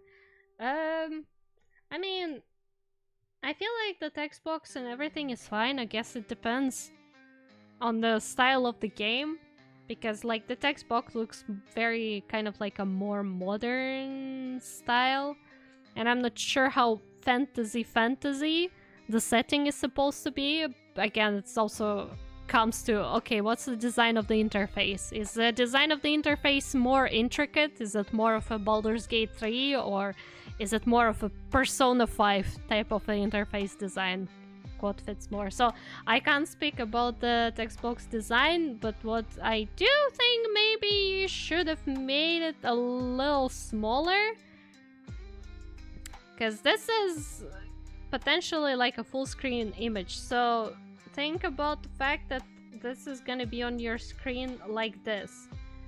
So I would say a character size should be fine. Character sprite is fine because this is the character sprite. This one is important because we want to look at the character that's talking. But the box, the text box, I would first of all make it like way thinner. And the font, you can decrease the font size quite a lot. Like, I don't know, I feel like if it was this big, that would still be fine. Like, it's like twice smaller. You can just look up an actual game screen for reference, but there are also, of course, cases where you would need to have a bigger text box with bigger text size. But if it's like made for PC, right, and not for smartphone, then I feel like this text part should be smaller because it covers quite a big part of the background. The character sprite can cover as much as they want because that's a character. We want to look at the character, but text should be like, it shouldn't take more space than it needs to because it's just information. Of course, you need to make sure it's readable, right? So that's for sure is a thing, but it shouldn't cover too much. You might even want to consider making like transparent background for the text so you can still see most of the environment, most of the picture, but like the text is still there. It should have been smaller and maybe even a little transparent, yeah, to have an example of how it would look like if the character sprite would be coming out of the text box. Yeah, I mean, I can see the style here. That's pretty nice. I would say that is pretty nice idea, but like you can definitely squish the text box itself, I suppose. In that case, there is a possibility, of course, that your character will be cut even more. Like there will be literally more of a portrait of a character, which I don't think is a bad thing, because like you can try that. Can squish the text box and just leave only the portrait of the character, kind of like that, you know? But yeah, again, that also is a question of, are you then gonna show full body character somewhere or not? But like, I feel like it would be fine if it would be just, if you cut it around shoulders as well. So yeah, that's the text box. And I do like the character design, by the way. I do like the design. Somehow though, looking at this background, it feels a little bit like the character doesn't fit the background, but I'm not sure if the character is supposed to fit this specific setting, because maybe you just had an artwork laying around and you were like, okay, well, let me put this character into this background just to like test out the text box situation. So that could be that. Yeah, it feels out of place. He's very colorful compared to background. Like this background, I would say classic D&D vibe. So like more of a muted brownish, earthish, golden colors, right, for character design. But you have like very neon, very bright, especially on the hair, but even on the jacket design and everything. So it feels like it should be a little more colorful. But yeah, that's I guess that's fine, because again, it could be just like a test background. It is a cool character. It really is a cool character. What can I say except it's a cool character? And I'm liking the designs, and I'm assuming this fire is literally like burning out of the jacket, which is, I mean, that certainly is something. I do have a small annoying thing to say though, but that's gonna be very annoying, and of course I do that myself. At least I used to. I try not to, but I know you didn't want to draw the hand here at all. I know you didn't. I can see that. Everybody can see that. But you should have drawn it, because like, even if a character is like they have their hand like this, right? Kinda, maybe. You still can see a little bit of it, because right now it looks like there's just the end of the... It's just the end. Where's the rest of it? And like, he's clearly not putting the hand in his pocket, which also would have looked different. And he doesn't have it like this on the hip either. So it's that position. And like, judging from the size of it, should be quite a big hand. So draw the hand. I can see that it's supposed to be there. I know that you didn't want to draw it. I wouldn't do that either. Sometimes I'm lazy like that, but I try to avoid that because okay. But also, man, making this here in 3D, good luck with that, because that's gonna be a very interesting experience. Because you know, one thing to make this hair is just like a 3D sculpt, a very high poly, but when you will be like, okay, I need to optimize it. Good luck on the topology. Although maybe if you have it as like a separate object, you can use some like instant mesh software or something similar to let it do the job, and then that will be fine. But it's hiding the hands. Yeah, hiding the hands. I don't like hands either. Hands can go and be hidden and never seen again by anyone else. Like, when you manage to draw very pretty hands, it's such a satisfying feeling, but also the fact itself that you need to draw them is like, can I please don't?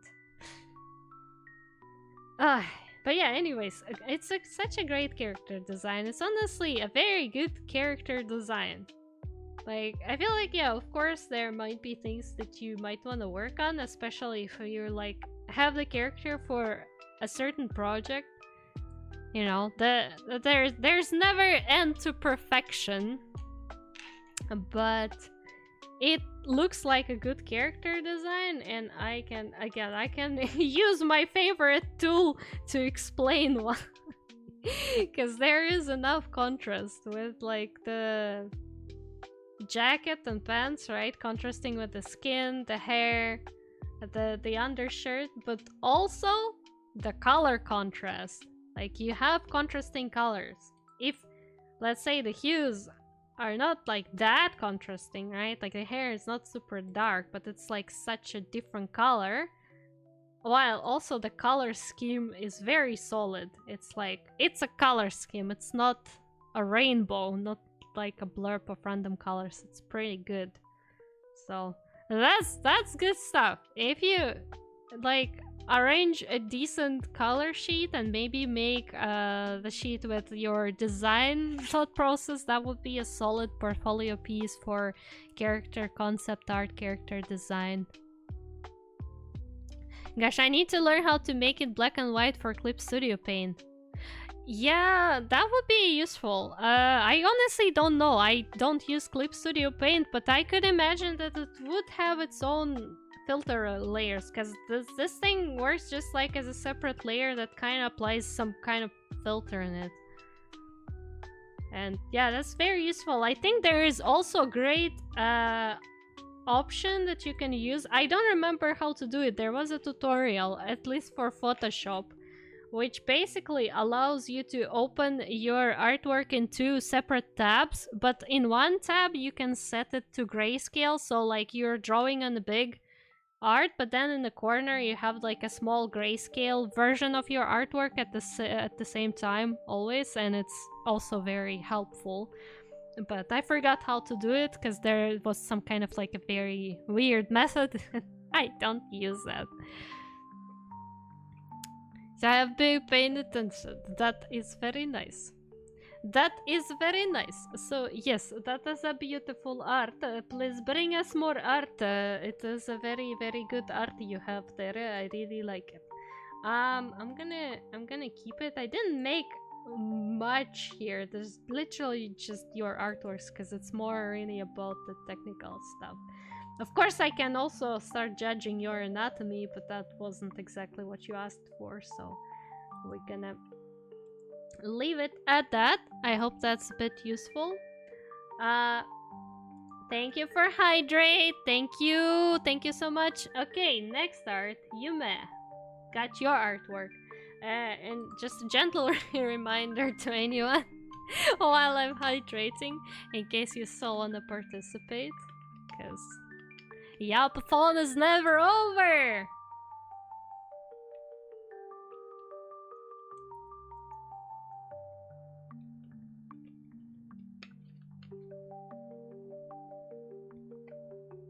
Okay, let's go. Oh god, Mayo is looking at thighs again. Okay.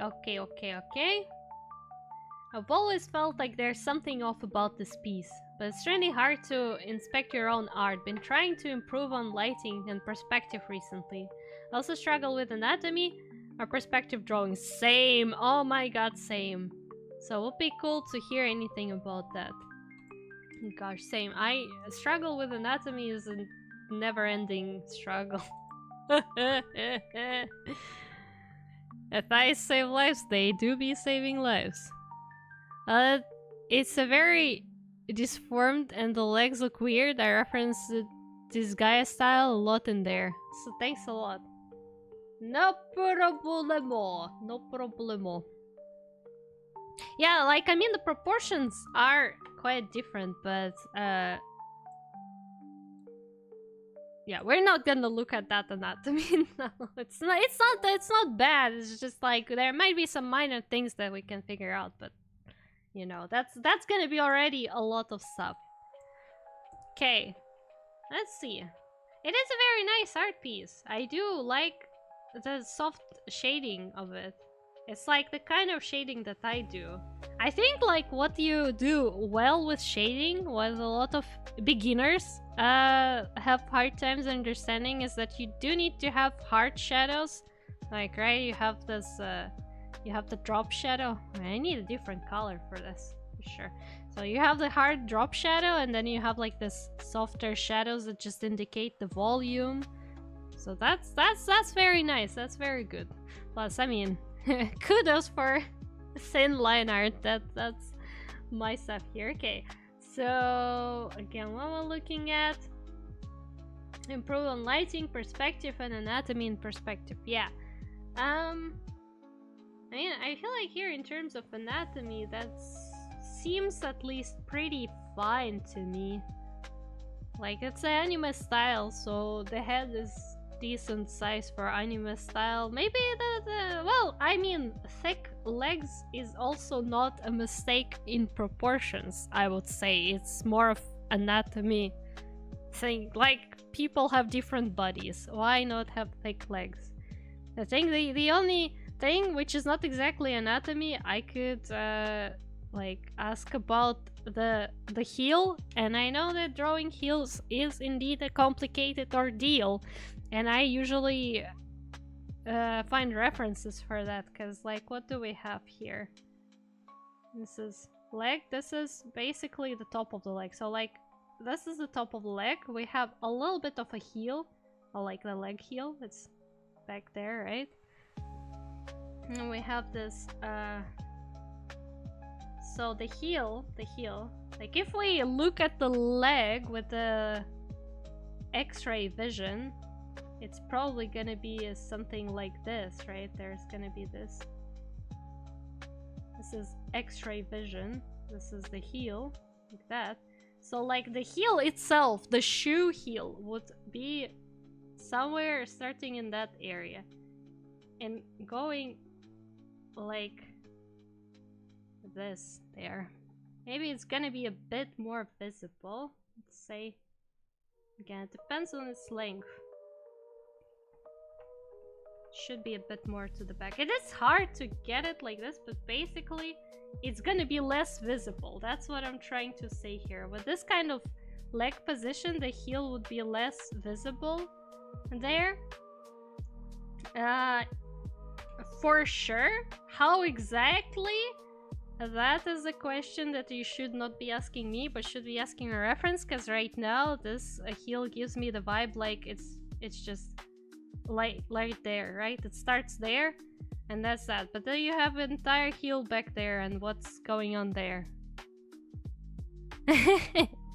Yeah, X-ray vision would be helpful. Because I think here on this leg, even though it's not full, somehow it feels like you grasp the idea a bit better than on this one. You know what I usually do, since you are, I suppose, first time on my channel, and you haven't heard me yap about my favorite stuff to use for references yet. Let me introduce you, unless you already know that this type of stuff exists. I should probably enable screen share.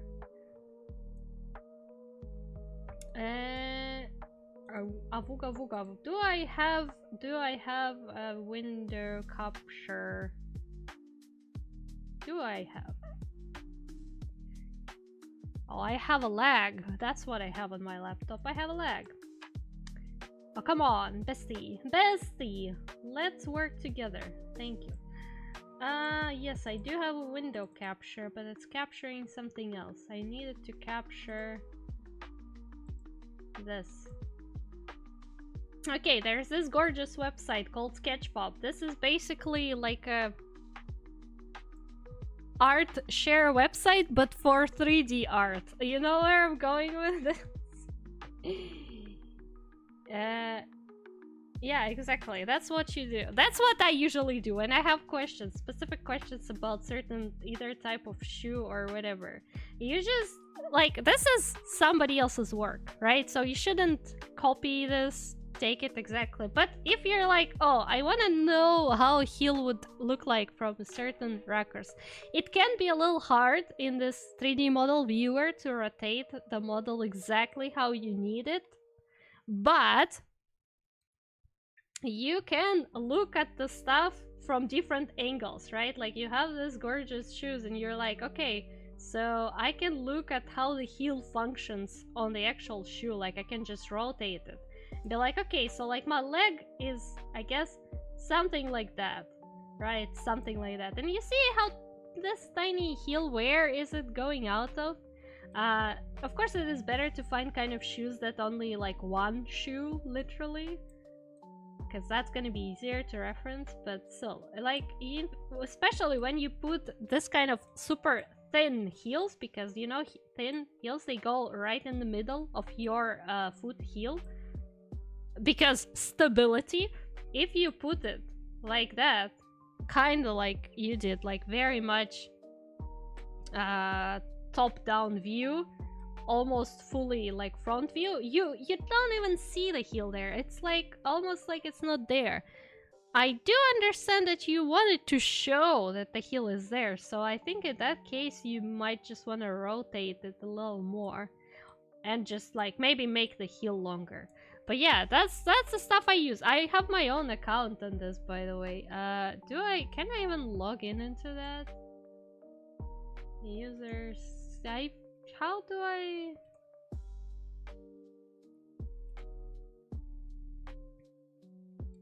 I think I have a login on that website.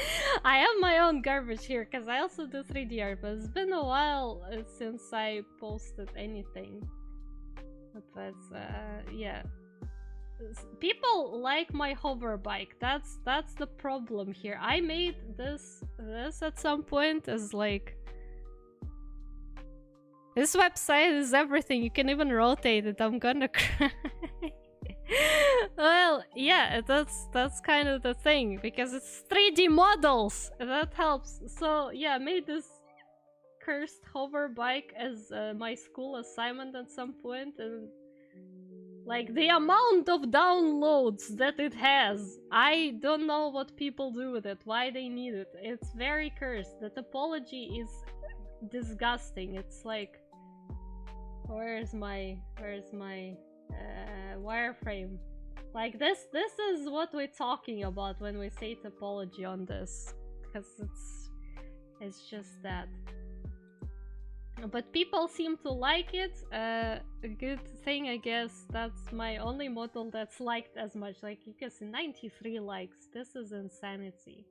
Like, other stuff is just that, but that, and nobody even comments on that. So, oh lord, Oh lord, but yeah, Sketchfab, your best friend when it comes to finding very random references. Character models are so cool, thank you. They're 100 years old at this point. I am trying to make new stuff nowadays. I use that website for stuff like armor, for example, because I don't understand how armor functions. Like when you're like, okay, you need to draw armor, I need that thing in 3D so I can understand what's going on, right? Like for example, shoulder stuff, especially if it has some complicated design, I don't understand that. So yeah, for obscure 3D references, Sketchfab. So there's that. Another thing that I am thinking about again here is exactly what you mentioned, the contrast. References are an artist's best friend. They really are. They really are. They really are. As long as people know how to use them, because sometimes, you know, people don't know how to use the references well enough, unfortunately, and that's... Man, people are retweeting that post, but also, like, nobody would want to share their art for critique. Everybody's scared. That's fine. Whoever's not scared of getting their art critiqued are the people who are winning today. I hope, as long as my feedback is actually useful. Because, you know, I make mistakes myself. So... you know what I'm going to say. Like, obviously, everything seems more or less readable, but not as much. This art piece definitely lacks contrast. And of course, sometimes you have artworks where the contrast is just not contrasting because it's not needed there when you have, let's say, like a cloudy kind of environment outside. But here, what I see, what things I see this magical swirl, right? This magic that's going around. It gives some kind of this blue hue, and I can see it's also like the light comes off of the magic circle underneath the throne. And I also see this, which looks very bright to me. So I think just in general, my lighting solution would be to make this like the main light source, because right now it looks like the main light source is coming from somewhere here, right? Because like this is highlights, and this light source, I don't know what kind of light source is, because judging by all like the highlights and everything, it looks like it's either a window with a pretty cloudy weather or just your everyday artificial inside the house light, which is also not very bright. And then this very bright, very obviously bright thing on the artwork just creates just a tiny bit of highlight here and not much. So I think here what I would do, I would really just make the magic, the purple magic, a main light source. Honestly, same. I have no idea where the light is from. So I recently had a very so I watched some tutorials on coloring techniques, and one of the tutorials kind of gave me an idea of how I should go about understanding the light in the artwork. I'm not sure how well it's gonna work for you, and I'm not even entirely sure how well it works for me because I'm only just trying it out. But that is certainly something. So usually in your artwork, in like not even in an artwork, let's say just in the environment, there are multiple light sources normally. So you would have a main light source. I think the only exception would be this old paintings where a person is in complete darkness and like holding a candle or something. But that's like a very specific case. Right now we're talking just your generic artwork that you would do anything but the complete darkness with a candle, basically. So you would normally have multiple light sources, and that would be your a light source, yes, the light bulb. So in this case, I would say that what I would choose. Okay, this is the main light source. Then you have the light that comes from the environment, right? Because environment is not in a complete darkness. So you get just some kind of like ambient, very soft light from it, unless your environment is glowing, right? And like the environment light is usually just the light reflected from the things in the environment. So in that case, I would say some of the environment light would be kind of like a reddish, maybe. Or I guess possibly bluish, if you would say, okay, this magical circle, this magic, it of course creates some light, but it's not very strong. It's not a very strong light, which honestly I can't tell. Judging by this picture, I can't tell. I'm sorry. I think you tried to be smart with the light, but it didn't work. That's what happened here, and that's fine. I do that too all the time. Struggling with the light is a real struggle. So I would say in this case, like, this would be the kind of light maybe that comes from the environment. And then you sometimes would also have a third source of light, and it's not always the case, but in the case of your artwork, I feel like there would be some candles around the character, or maybe there is a window. I don't know, but like this kind of environment, this kind of like castle, magic castle, gives me the vibes of like, yeah, there would be candles, there would be candlelight, possibly. So you have all that, right?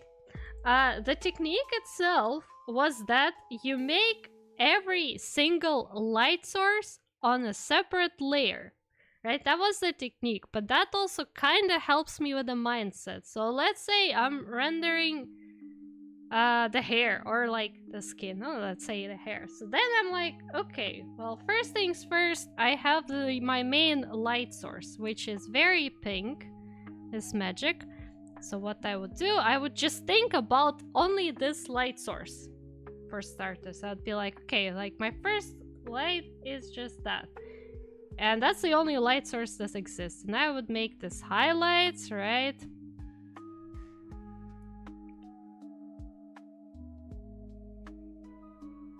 I don't know. Do I use overlay? Should I use color dodge? Doesn't really matter in this case. Let's say color dodge. Maybe so that would be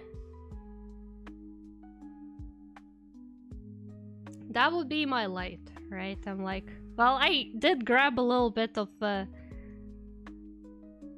face here as well, but just because I was like, okay, that would be my. Then I do the slide, right? And then I would do some shadows, maybe, if I want to. Only thinking about this light source. So we have then the layer. Let's say I have some brownish color. It doesn't matter. I take a multiply, right? And then the shadow would be, oh yeah, that's a shadow because it comes from here. The light comes from there. So we have a shadow here. Like maybe a little more here. Maybe more of a here. And then I could have some highlight there. Right, so then, like, I would have then I would take a completely new layer, and again, that's more of a following technique, but that also kind of helps with understanding as well. And then I would take a new layer without all that. You don't have to hide it, of course, again, that's how you want it, but then I would think about other light sources. I'm like, okay, then I have this blue environment. What would blue environment give me? Well, the blue environment potentially would have a very smooth light, like very it's not gonna give me sharp highlights, right? But where it comes closer, it probably would give me some like of this type of highlights. Again, maybe a little bit on the leg here and there, might be a bit here, maybe a little bit there. right? And then the shadows that you would have for this light source would be something like, also again very smooth, and they would go from there, like this. And this is how you work with pretty much every light source. Yeah, one at a time. And in this technique, it is also important to choose one light source that is the main, that is like the strongest light that will be dictating all the lighting for you. Because what you can do, and in Photoshop it's very easy to do, let's say you are doing like the blue highlights, right? And then you have your blue highlights, this is the shadows, and then like you would do the shadow, let's say here, because that would make sense for you with the environment light. But then you're like, oh yeah, okay, but I also have this strong pink light. What you can do when you enable your lights back, you can select everything that's the pink highlight and basically delete that selection from this shadow that you did.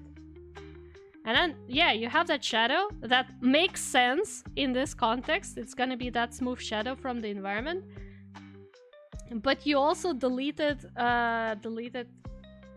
it from this highlight. So, like, if you remove the highlight, you can see that, oh yeah, that's where the highlight was. So the highlight stays highlighted. So yeah, as you said it correctly, you just think about each light source one at a time. You don't try to put them all together on one layer, unless you're a very experienced artist who has great understanding of the light. And then all of a sudden, yeah, it's like, yeah, okay, that starts making sense.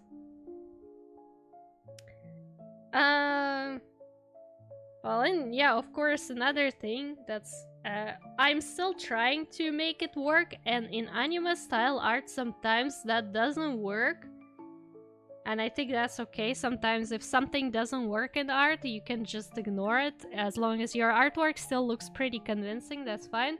But you probably know that every single surface, almost every single surface, okay, reflects light. So for example, you have that hand that's just laying here. I would say, considering how shiny this part of the... I'm not sure if it's not really armor, it's more of a leather. It looks like more of a leather. But basically, considering that it's a bit shiny, I would say it would reflect some of this reddish color from where it's laying on. Maybe a little darker. It's like also a very important part to think about, okay, how does my thing, my object, interact with the objects around it? Because when you have a very reflective surface, you do need to put reflection in that surface. And that reflection would be exactly what you have here. So if it was super shiny surface, if it was like very shiny, I would make it very noticeably, okay, this is the reflection. And then we also have this golden part here, and that needs to go here as well. And then maybe would decrease a bit the transparency, but again, it depends on how actually shiny that part is.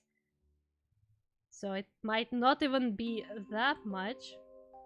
There will be like some reflection, and then also here, for example, you have that purple.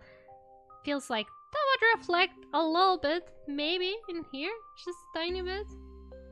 Maybe even make it lighter. If you can't see it, make it lighter, it's fine. Because it's the light reflection. So that's that.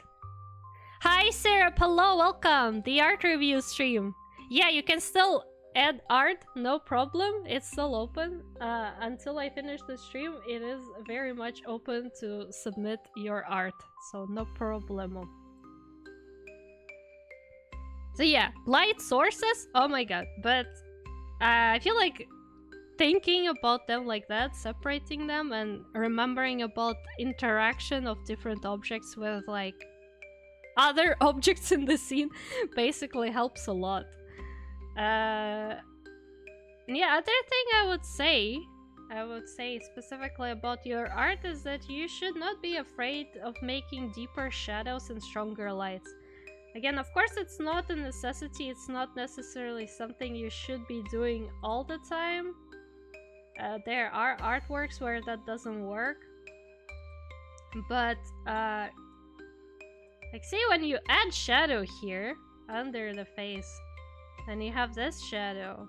And then you also have this. Which one was that? That. So, this is what we have by default, let's say. Let's remove the highlight.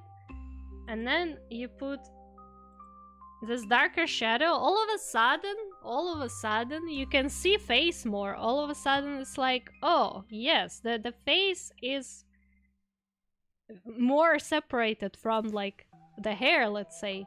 Even if their colors are somewhat close to each other. Like, you really need to not afraid to make it darker, and I guess the way to do that, because I also have that problem, is just to have your shadows on some sort of a separate layer and just regulate the transparency of that. Because, like, yeah, you can absolutely overdo it. That is a possibility. So, like, you put the shadow, you keep it on a separate layer, and while you work on the artwork, you're like, okay, let me slide that up and down to see. Oh, no problem, I am glad it's helping. I'm glad it's helping. Because I know how it sometimes do be like, you kind of stuck in with the art and you're like, okay, well, I want to improve, but I don't know what to do. Like, I see that I need something better, but what do I do with it? Well, you can ask other people. I wish I had people like that. I don't talk to anyone much. Do you guys want to critique my art, please? Because I also need the... I also need help. Like, even though I know quite a lot of moments where I screwed up, I need some help to see how to fix it. But yeah, that's basically my general opinion. Also, like, I would like to mention that here, for example, on this border, I can see this clear shadow separation. Well, I don't even know what brush I'm using at this point. It doesn't matter. You understand what I mean, right? So, like, you have this border, you have this drop shadow. As I said, this is great. You can see this is darker, this is lighter, pretty much. I would like to see more of that on the character. Like, it will definitely elevate your art a lot, because your rendering is great. Your rendering overall is pretty good. You have good understanding of, okay, this is fabric, this is metal, this is more of like leathery or like more matte metal, I guess. Doesn't matter. But like, you make deeper shadows, you make stronger highlights, all of a sudden, mwah, perfection! If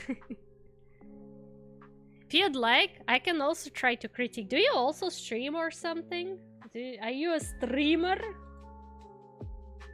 Let me take a look at you. Let me be a little bit of a spy today and spy on your account. Because I can do that. I can do that. What do you mean your content isn't available? Are you damn? Are you damn?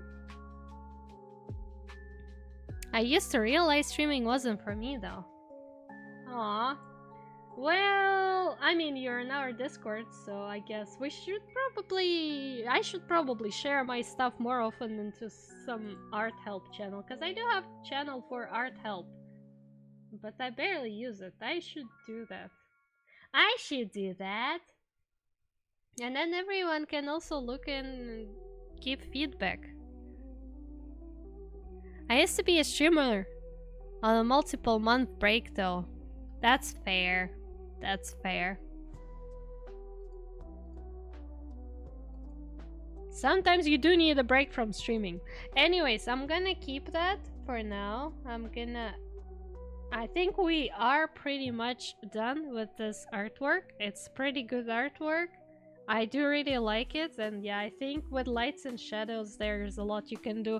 With the proportions, again, as I said, I don't have many questions about proportions. They seem fine to me. Like, the only question was the heel, but man, do I struggle with drawing heels myself. I like how heels look, but drawing them? Oh god, no.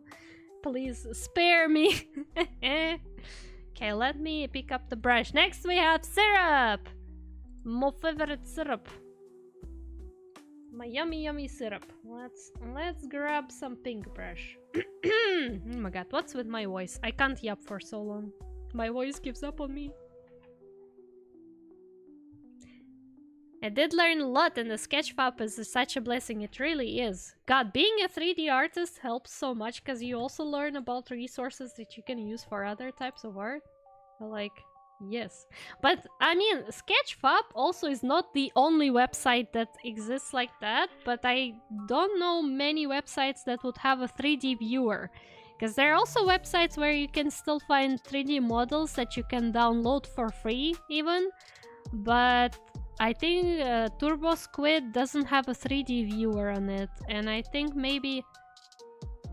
Yeah, I don't remember if other websites have a 3D viewer. Like, the blessing of Sketchfab is that even if the model is a paid model, you can still look at it in 3D, because, like, as an artist, I don't need to buy that model, I just needed to understand how something functions. Wait, that's not what I meant to do. 5 push-ups. Oh god. Okay, well, before we're gonna review Syrup's art, which is some portraits, some interesting portraits, I have to do my extremely 5 push-up thingy. Let me go do exactly that. Let's push up a little bit. Okay. 1, 2, 3, 4, 5.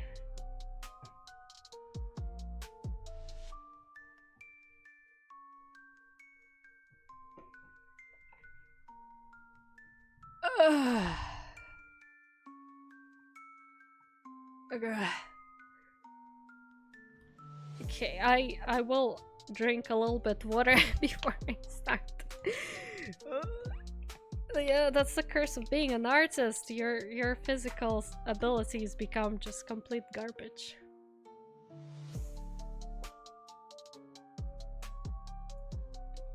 The faces I fit them and made the ones I like more bigger, and the ones I didn't like smaller.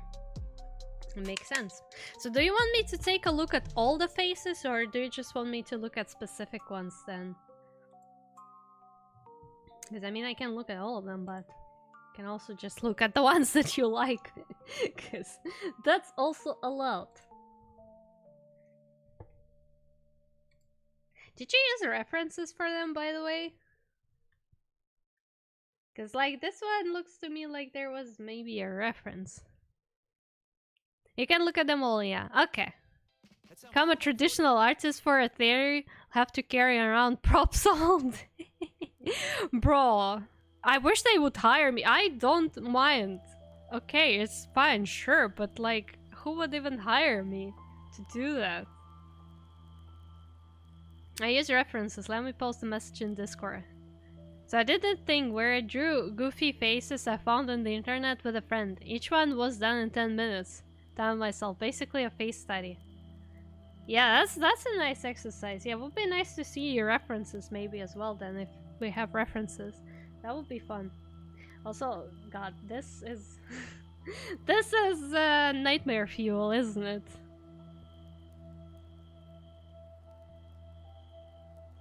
I like this one a lot. Like, this one I feel like turned out the best of them all.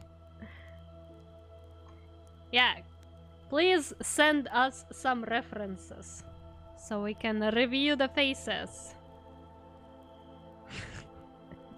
They are indeed goofy, but this one is also kind of cute. It's such a giant pipe as well. Oh god. Okay, we're getting the... Oh no. Oh no. What is that? I know that one. Oh god.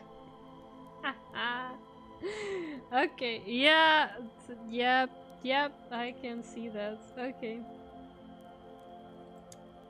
Well, let's just go from the beginning, and I'll just go from the first one. Okay, well, when you say a face study, I hope you did try to study this. Because when it comes to studying something, like when it comes to post study, face study, and like even the timed ones, it doesn't matter. Like, important part about this to actually think about what you're doing. So you're trying to get the proportions right. You're not just looking at it and copying it. When you say study, it's like, okay, I'm studying how the proportions work here. So there's that. So let's see what we got. Well, I mean, I will be just like comparing to a reference, I guess, and seeing what worked well, what didn't. Tried studying what makes that face unique and trying to replicate that in a specific style. Aha! Is there any specific purpose for studying these faces? I guess to like just do some facial study. To be able to draw a different kind of facial expressions and proportions. Well, I mean, you know what? Maybe I'll actually take a black pen. Why shouldn't I? Why shouldn't I after all? So, I think the biggest thing is that you can see on the reference, for example, here is that this... Oh god, can we maybe draw today? This is like a very high point, which creates a lot of contrast, so you have all this shadow here, right? And this is like pretty much close to highlight, so I think what you could have done is you could have deepened the shadow here more. Like that would definitely do thing. I'm not exactly sure what kind of specific style you were going for, because I do apologize, but I do not see the style. And also I just enjoy the challenge of doing this in 10 minutes. More of a manga style.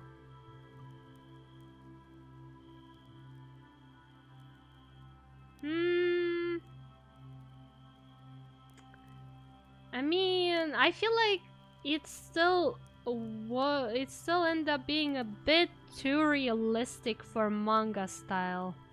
Yeah, I definitely see the manga style in terms of the coloring, but manga style is simplification, and obviously there are some manga styles that are very detailed. I didn't want to fully mangafy the faces. Well, that's true, but it's also like, again, as I said, there are some manga styles that are pretty detailed. Let me try to find examples. Like, I'm not, of course, talking about the default anime style that's used in most modern animes nowadays. I'm talking about some older stuff. More like, what would be a good example? I mean, I am trying to think Death Note, for example, but that's also not exactly that. I think Death Note was more strongly stylized. Let me think.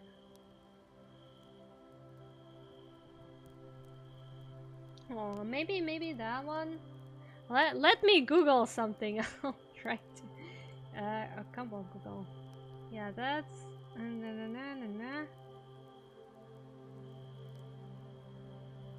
Maybe Helsing? Was Helsing? Gotta look at manga, obviously, because manga is usually more detailed than anime. Was Helsing very stylized? And Helsing did have a lot of detail as well, I think. But some proportions are still not exactly that. Well, either way, yeah, it's... There are some manga styles that are less stylized. But I feel like, so, in this case, if you're like, okay, I'm gonna try to make it into more of a anime style, like a bit more anime style, you added still way too many details for that, because you were trying to go for all this little skin folds underneath, all the skin folds here on like the top. Like, feel like in this case you could have simplified it more by adding a bit less details, but the details that you do add you make more prominent, more like, okay, yes, that's what goes.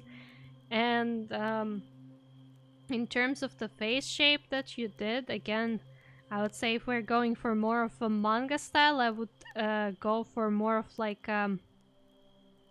less soft shapes, basically, right? So we would do something more like this. It actually is also more helpful to be able to sketch it less soft, because first of all that speeds up the sketching process, but then it's also like helps you understand the construction. So like, oh yeah, we have this plane that goes here, right? We have the other plane. It's like kind of working with planes. So I feel like maybe you should have gone for that more. In terms of proportion, I feel like you made this nose flap a little bigger than it's supposed to be, because here it doesn't go all the way. I think it's just really just that and just a tiny bit of a nostril. So here you could have gone a little less than that. Yeah, the line are darker. Like you, again, what you could have done, you could have played a bit more with the thickness of line art, right? Because that's also part of the manga style. You have thicker outlines or on, let's say, the overall face shape, right? On this like a deep, big features, but then the other lines are like way thinner and smaller.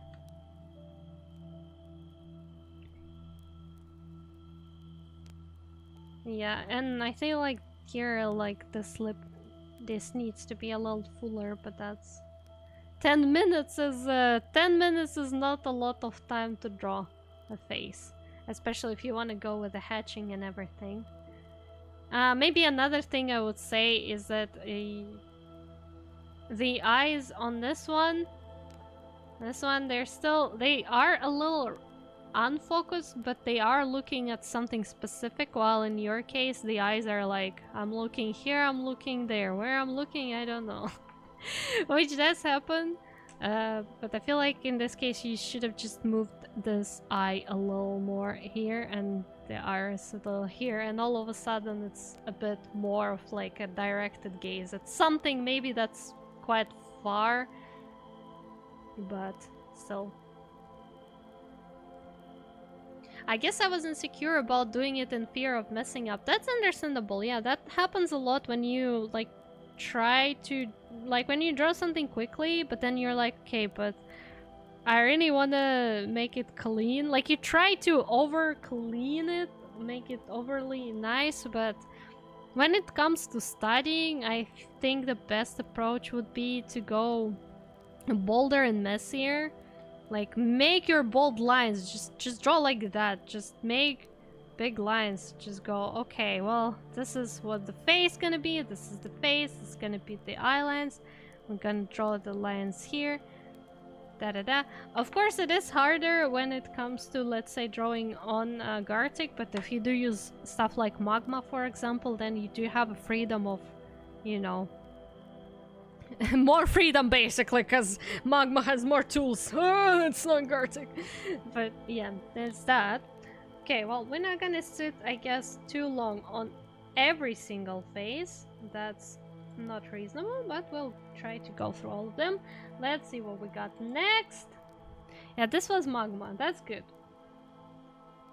Up next, we got this face here.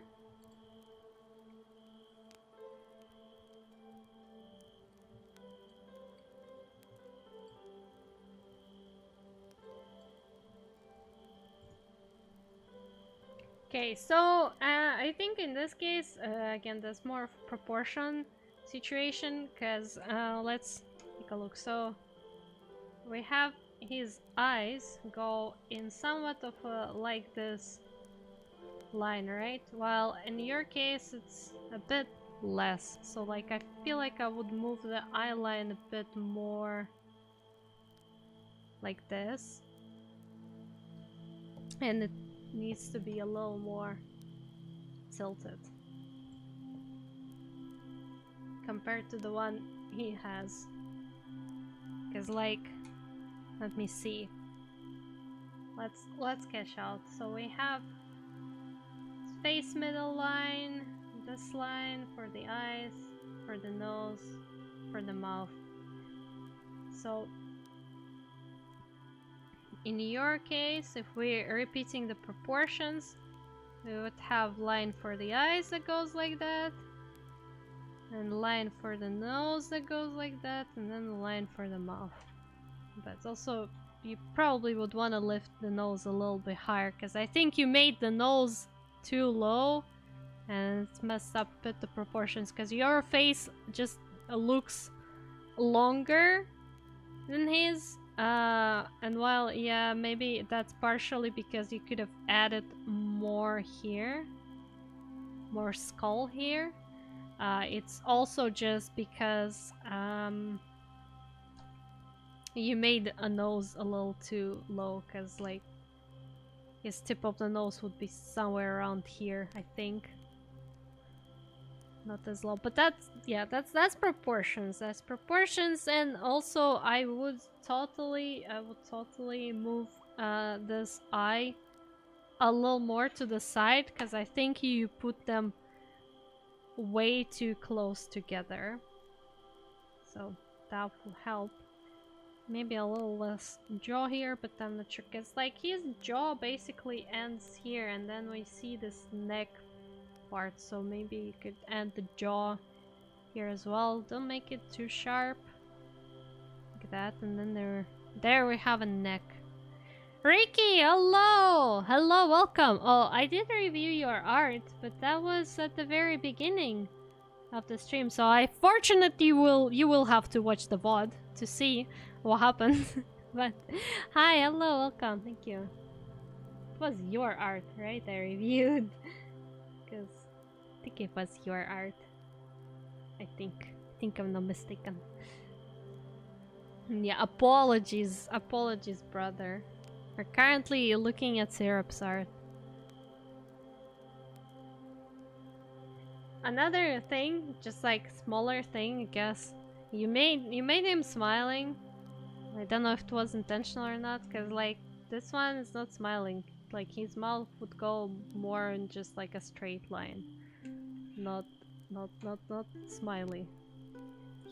He's probably more like that, because here he looks more of like serious rather than smiling, to me at least. Not sure. He doesn't look smiley. He looks like he's like, yeah. And you would put some shading around here as well to kind of indicate that, oh yeah, he pursed his lips. So yeah, I feel like this is more, you need to have more of a tilt in the proportions and check the length of certain parts, change the proportions, because the nose is a little too low compared to the reference. So we're gonna move on to the next one, and I'm probably gonna delete that stuff. Well, that face I know. Everyone does. Everyone does that face. Yeah, that's that.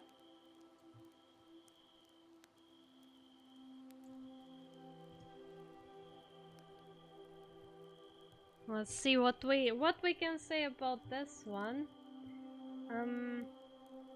Feel like it's again a situation a little bit with like, okay, well, this his proportions, his eyes are like this. They're kind of like going very forward, very like not exactly. He's not looking up, right? He's looking forward.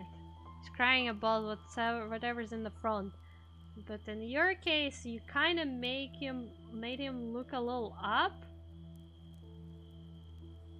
right? And then also,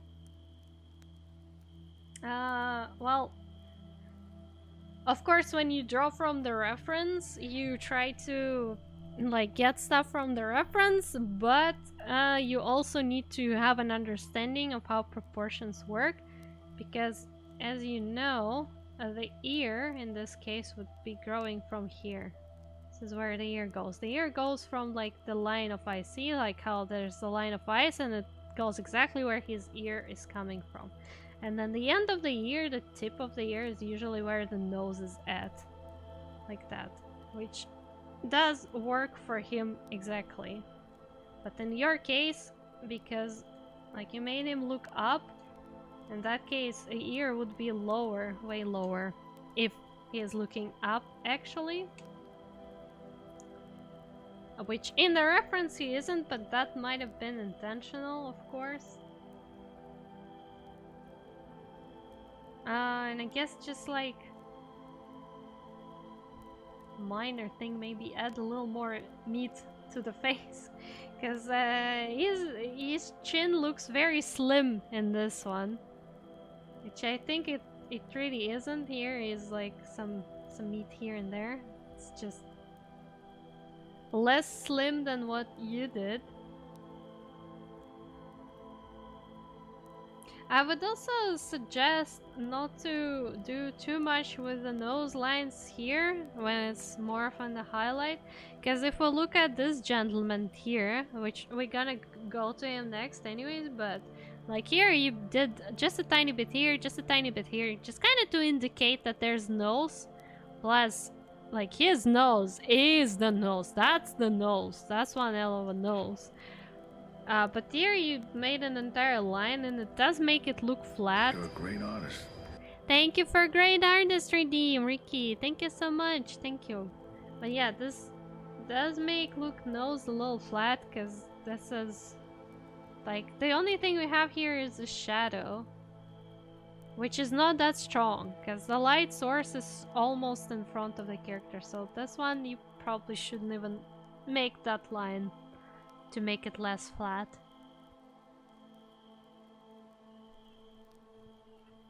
So yeah, there's that face, but that's a nice face, but it doesn't indicate that much of what the character is. I did think that out of all the faces, this is the least recognizable one, I guess, unfortunately. But it's a good stuff. I'm gonna delete you. Why did I draw that on top of the... Where am I drawing this? And... oh yeah, that's just a separate thing.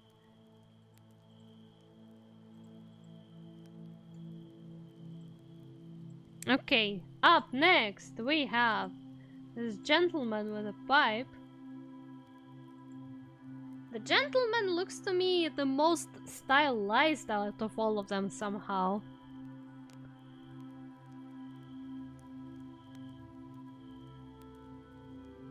Well, you should be drawing the lines. Well, I mean, you don't have to. Again, that's not the question of, oh, you didn't draw the lines. You don't have to. The problem is, like, what I'm doing right now is I'm just showing you the proportions. Like, when I drawing these lines, I'm not saying you have to draw them.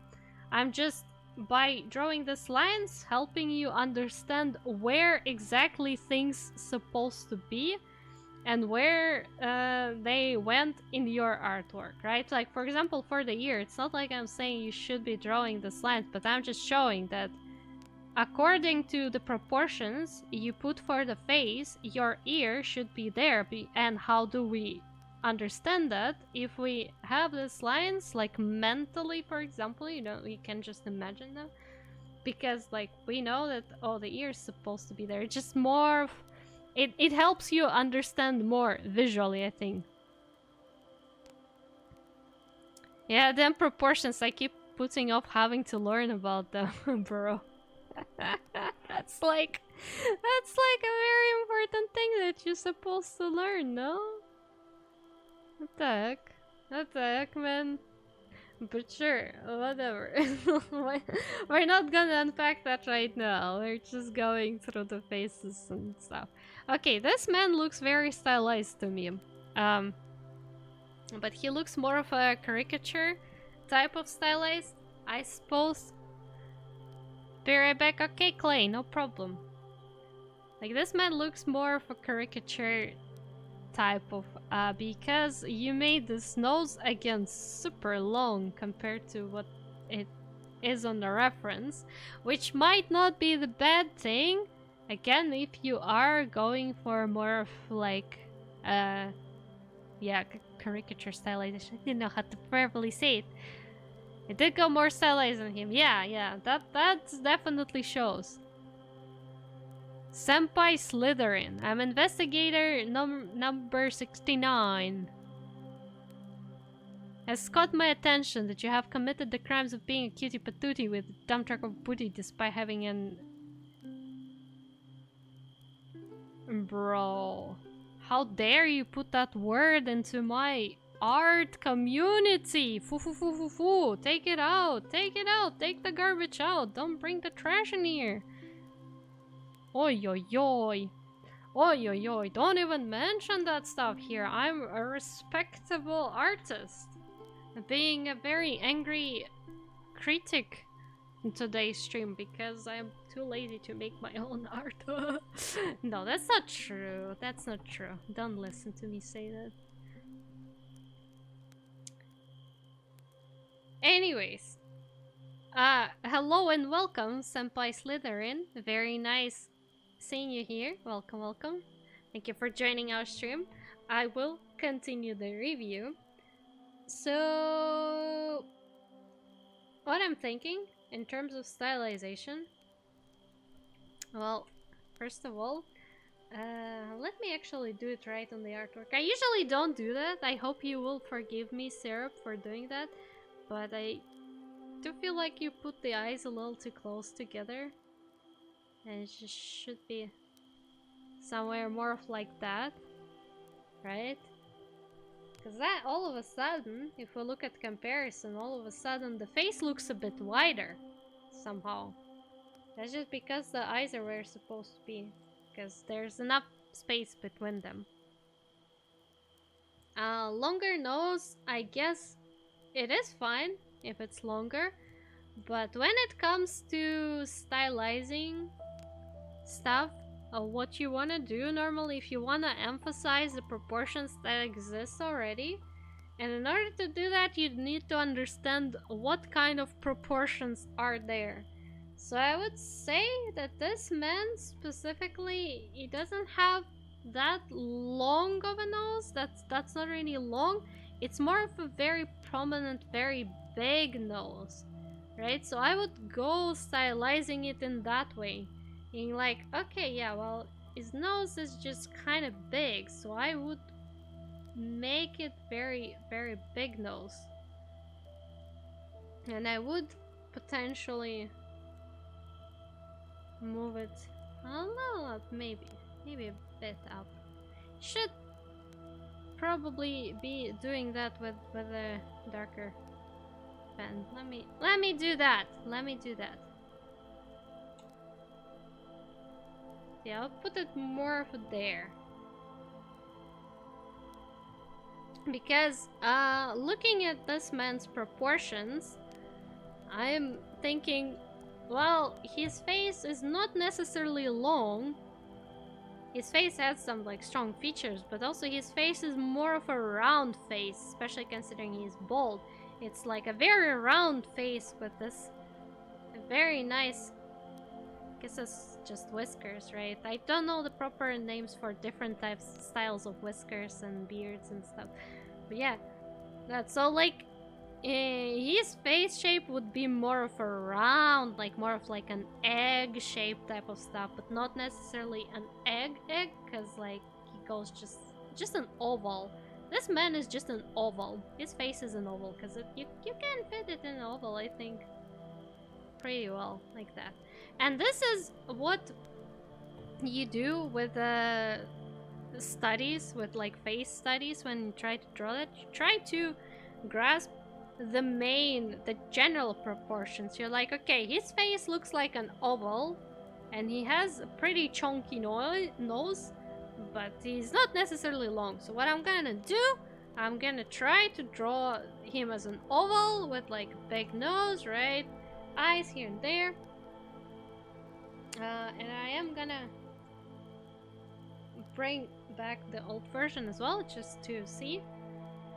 Again, because right now, because you put the eyes closer, the nose longer, and the face shape not as like oval-ish, it looks a bit longer than he is. And also he has way more head space. What do I say that? He has way more head here than what you gave him. You should have been more generous again, because his face fits more into the oval that's right there. So like, it just should have been something here, right? What the heck is unexpected landmark? What the hell was that?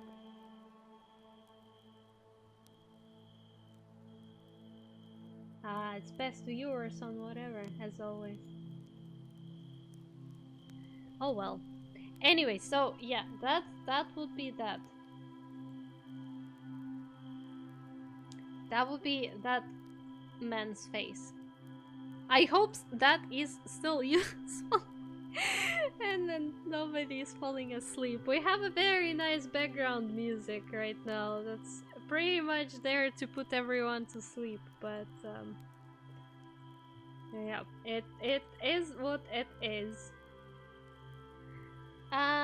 Okay, let's see. There's the last phase, which honestly, this one I think looks the closest to the reference so far, but that's probably because it's more of a how do I say? It's more of a silhouette. Not really, not a silhouette.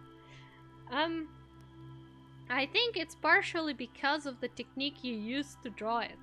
Because here it's like, okay, we have a complete darkness, and the way you drew the face is by putting highlights, and you try to copy it just pretty much exactly how it is. But just like, okay, this is the shape I'm going for with highlights, so you didn't do that much of an outline. Like, I can see that it's still there, the outline. But it also feels like it was more of like, okay, hey, let's do it with the cross-hatching highlights. And that face matches the proportions pretty well. And I am convinced it's because you used a bit of a different approach slash technique to drawing it. Like, maybe you are better at drawing stuff not with like an outline, right, like a manga, but like starting from, what's it called? In Russian it's called a pitna. Basically drawing the shape of something like this, right, with just not an outline but like a filled in color, full color, and then you go full color, and then you go like that, and that's how you draw. And then you start putting highlights, and then you start putting shadows on it.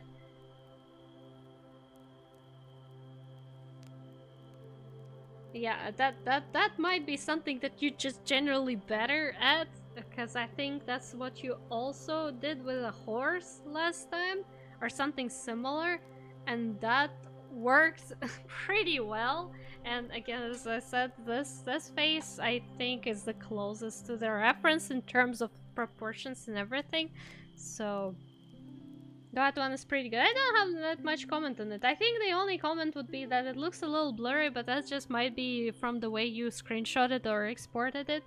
Like, I would like to have a bit more sharpness on it, and that would be that. But that's more of a technical question. Also, thank you for hydrate. I need to drink a bit.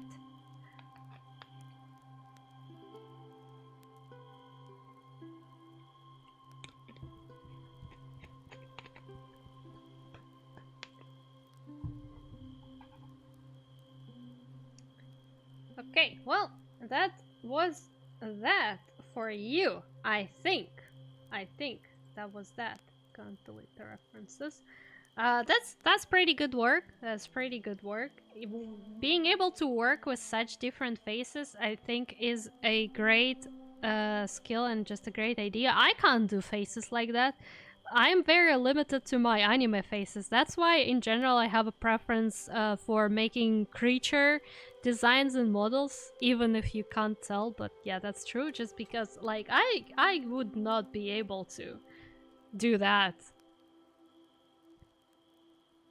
It's also because I made the drawing smaller so I can fit on the screen with the rest. Yeah, that also makes sense. That also makes sense. So, like, as I said, it's more of a technical situation, and it's not even really comment on your art. It's more like, yeah, I'd like it to be sharper, but yeah, you probably use sharp in there, like originally it's sharp. So yeah, good stuff, good stuff. Man, practice more, and it will be absolutely fantastic. Okay. Okay. Final art for today is gonna be for Ricky, because Ricky posted an artwork. Thanks a lot for the critique, She. Always, I learned a lot and got very humbled with where I can improve next. Well, I didn't mean to humble it. I'm really sorry if something sounded harsh. You know, I hope that's no problem. I look forward to the next time I show you one of this to see how I improved. I am looking forward to that as well.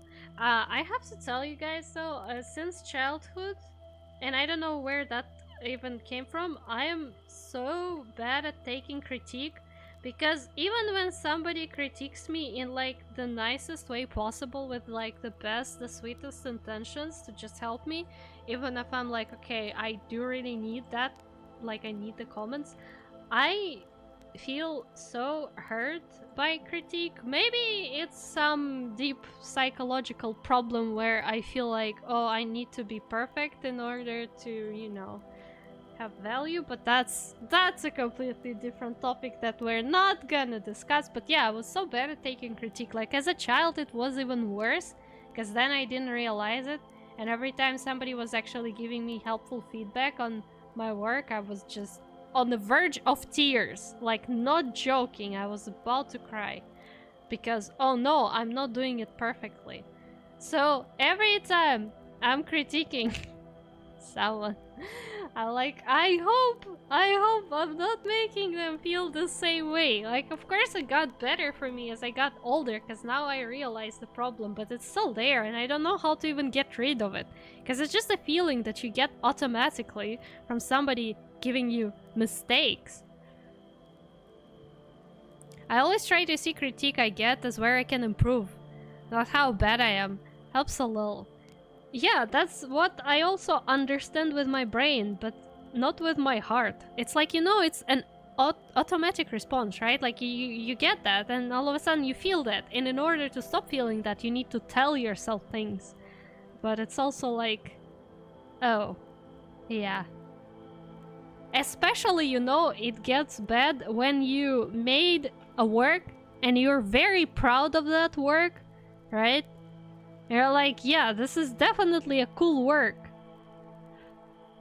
Of course, that's something you also need to learn to deal with. But then, like, it's a cool work and then somebody tells you something about it that's, oh yeah, actually you could do this and that, and you're like, well, it's not a cool work anymore. that doobie. Is Ricky still here? Is Ricky in the room with us? I need Ricky on the phone. Need Ricky on the phone. Hello, hello. The earth is calling Ricky. I have a strong feeling that this was done with a reference, but I do not know. Roblox, hell yeah. Do you have a reference for this art? Because it feels like it was done with a reference. So it would be helpful to have a reference as well. But if you don't have it, I can try googling it. If you could tell me what that was, because I'm not sure what it could be. No, that's probably not that. Because I feel like there was a... Maybe I'm wrong and there wasn't a reference, but... Oh, the ad will start in 2 minutes. Okay, guys, quickly. You have 2 minutes and the ad will start soon.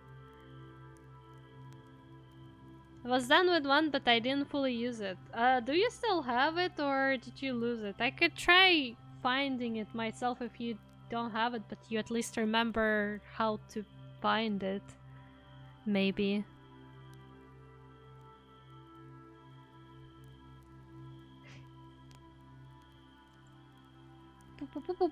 I mean, if you don't remember at all what it was, that's fine as well. We can just look at it.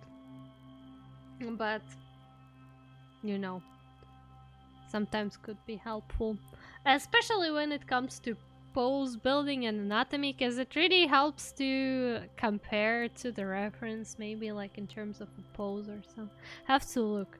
Well, I mean, if it's too hard, you don't have to look for it. Yeah, I can try finding something, but I don't think I will. Anyways, that's just a very muscular man. That's all I can say. Yeah,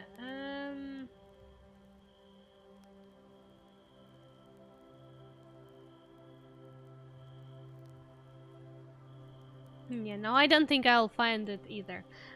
Whatever. Okay, well, let's see.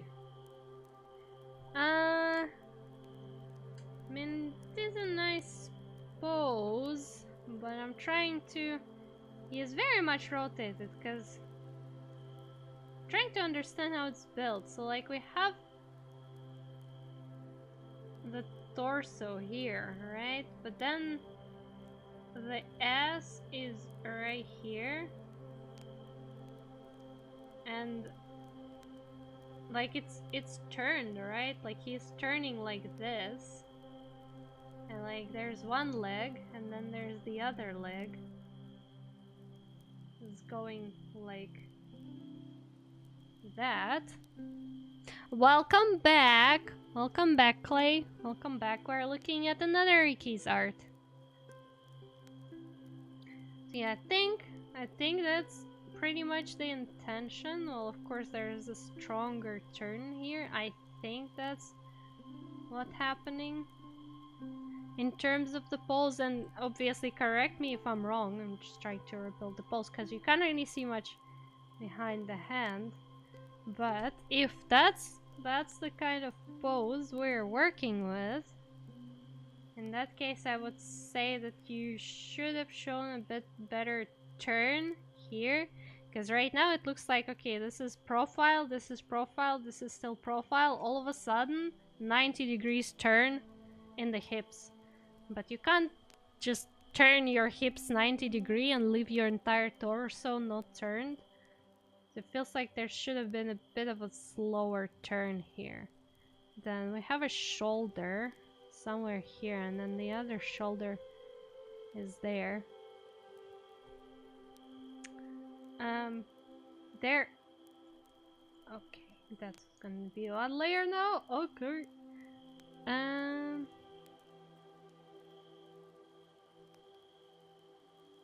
There is a lot of back muscle going on, which I'm not quite understanding. I feel like you might have overdid it a bit, because in this case, what do we have? The neck goes somewhere here, and it's even lower. Like if I'm looking at your artwork, it feels like the neck is like here. It's growing like that. It's kind of almost like it's going into all the muscle mass, but I feel like the neck would be at least somewhere here, more like somewhere here, going like that. And in that case, I would move the head a little higher. Let's see on Discord. Oh yeah. Yeah, I can see. So that was more of a pose reference, but not exactly. Yeah, that makes sense.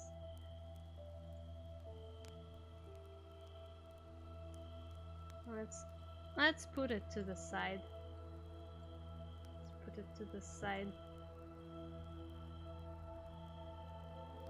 Yes, so in the case of a reference, that's pretty much what I'm talking about in terms of a neck. In case of reference, you can see how his neck. Where's my layer? Where's my layer? I need a darker color for this probably. So, his neck is here, like this, but also his head is turned down. His head is turned down. While in your case, you didn't really turn your head down much. Like, I would probably, if I were to make that face, right? If I were to make that face, I would have the face go down like this. I would have this line as like a middle line like this, and I would turn the eyes down like this. Cause that none I used did really look like that. That's close. Yeah, well, I mean, reference is reference, but if you use art as reference, you should be prepared to the fact that the artwork, no matter how professional it looks, might also have absolutely screwed up proportions. Because, like, yeah, it's great you use the reference, but if you used art as a reference, that's, like, it might have also messed up proportions, so...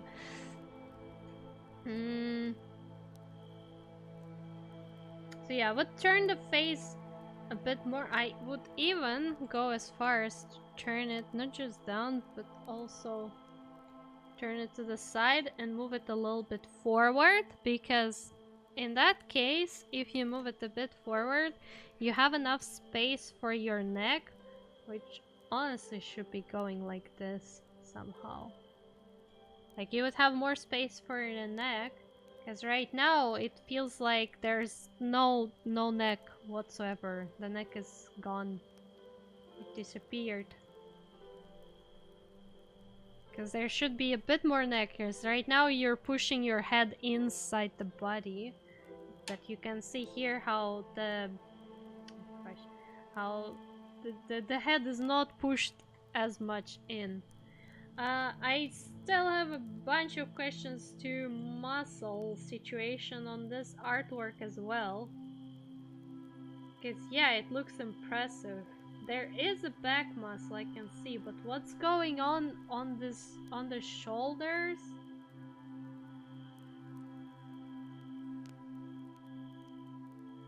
Okay, delete that. I'm not sure what's going on here on the shoulders, really. It just felt like somebody who did it kind of knows that muscles look a certain way, but then doesn't really know how the muscles work. It's just buff. Well, yeah, he is buff, but like, here's the problem with being buff. No matter how buff you are, you still have the kind of muscles that normal humans have, right? Like, you can't escape that. You just buff up your normal human muscles. So it really is about a muscular structure. And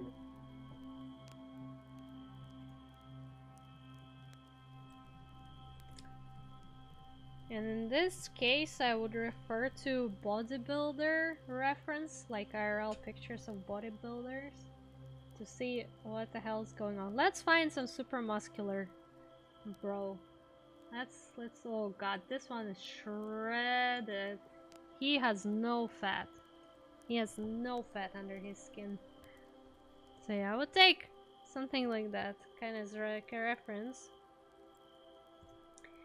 So let's see. So like I can see, I see where the problem is. I can see how you're like, okay, yeah, I'm gonna make all those lines because like that's what muscles consist of, all those lines. But the problem is, if you look at the picture, you can see that this line is way stronger because this is his muscle. This is one big muscle, the shoulder muscle, that also has the smaller lines that indicate the structure of a muscle, right? So in this case, I would expect, okay, so you have this shoulder muscle, right? Which is gonna be, okay, this is like very strong line because this is the muscle, this is the muscle. But then this one should be way more subtle. They should be like you know, like what you could even do them with like some cross hatching, literally, just to showcase like, oh yeah, that stuff is there, but it's like there's just a shadow of it because it's way more subtle. Got this vein right there, by the way. Oh my hacking god, yeah. Also, I'm drawing right on the layer. Whatever. It's not normal, they'll build different. Well then, I mean, I don't know what what you want from me. He doesn't have human muscles. I need to have a reference of what kind of muscles he has if it's not human, because then I can't really say much. Like, yeah, okay, he built different, but how different? What do we know? Like, I'm just looking at it from the point of view of a human anatomy.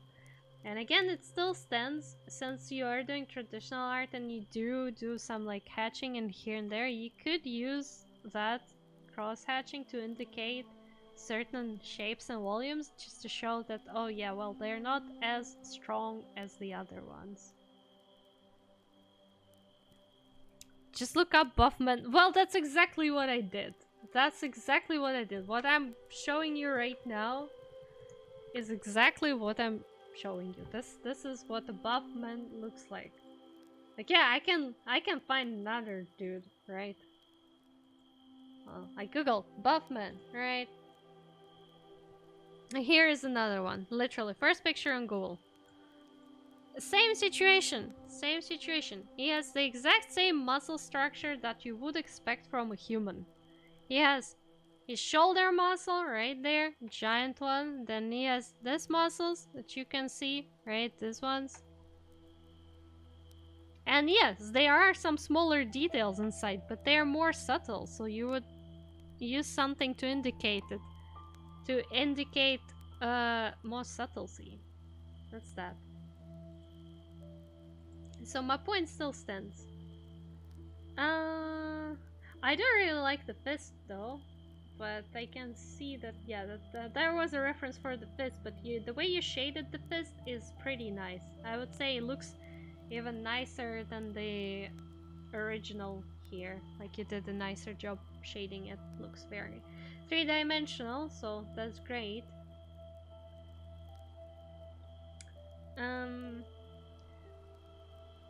Sus search history, bro. My search history is already sus as hell, so there's no way to ruin it with Buffman.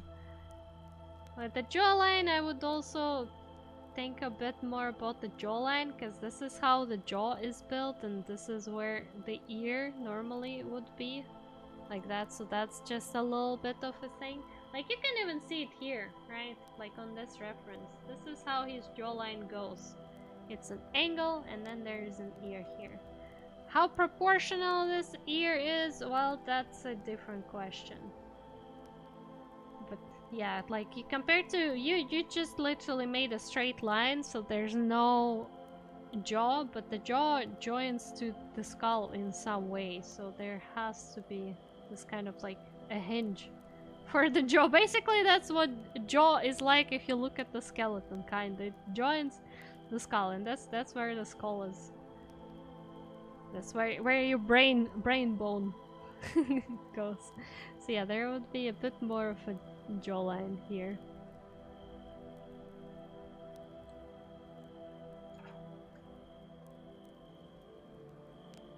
So yeah, that's that. That is that. I mean, there's obviously you could do nicer job with hair, but I guess that's not that important on this kind of artwork. It really is more about anatomical stuff, considering, well, yeah, you did like a very buff man. Brain bone, exactly. That's what the skull is now called. It's a brain bone. So it's really more of a study of muscles. Like, of course, if you have some kind of alternative anatomy, which to me sounds like bullshit, but you should study that as well. But my general advice, even with alternative anatomy, always reference existing kinds of muscles in the world because those kind of muscles were designed exactly for specific type of anatomy. Namely, this kind of anatomy where you have 2 arms, 2 legs.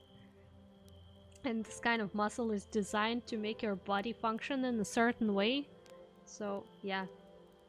That's something you can do, because, you know, if you just put a bunch of random muscles everywhere, that's not gonna be convincing. Makes it convincing when the muscle is based on something that's...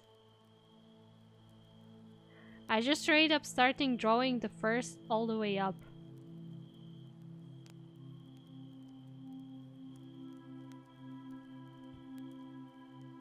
What does that supposed to mean?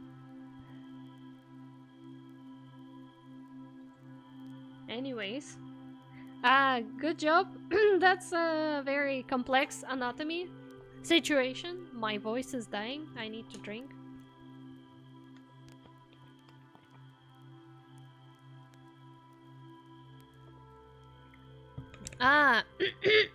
Fist. Oh god, it's a fist. I'm blind already. I guess I'm getting tired. Okay, that I understand. Yeah, so you started drawing from the fist all the way up. I mean, unless you are very good at proportions and anatomy, that might not be the best way to go about it, but you know that better than me, don't you? And after all, sometimes even I do things like that where I'm like, okay, I would like to see if I can draw like that, if I can just like, without any building blocks, if I could just, you know, go from here and up. But yeah, I mean, it's a pretty good pencil drawing, but there's room for improvement when it comes to like anatomy. Maybe not proportions necessarily, because like, yeah, this is not exactly the most realistic proportions, but they're not supposed to be.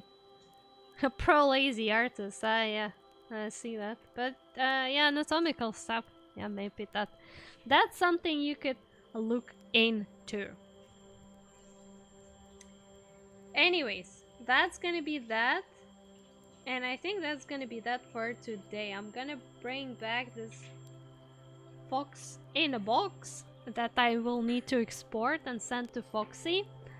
But yeah, I think I'm gonna be wrapping up for today. Sleepy? I am not necessarily sleepy, because it's not that late for me, but I am getting a bit tired. The music is very calming, obviously. It's just not helpful at all. But yeah, I think it was a nice stream.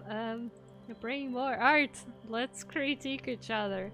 We should do that kind of stuff sometime more, but definitely not more often, because there's not...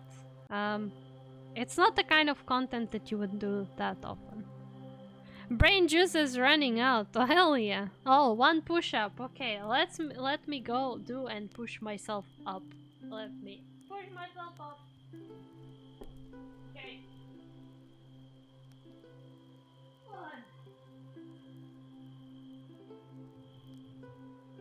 Never back down, never what? Yeah. Never give up. Never back down, never what? Never give up. Let's go, let's go. Oh.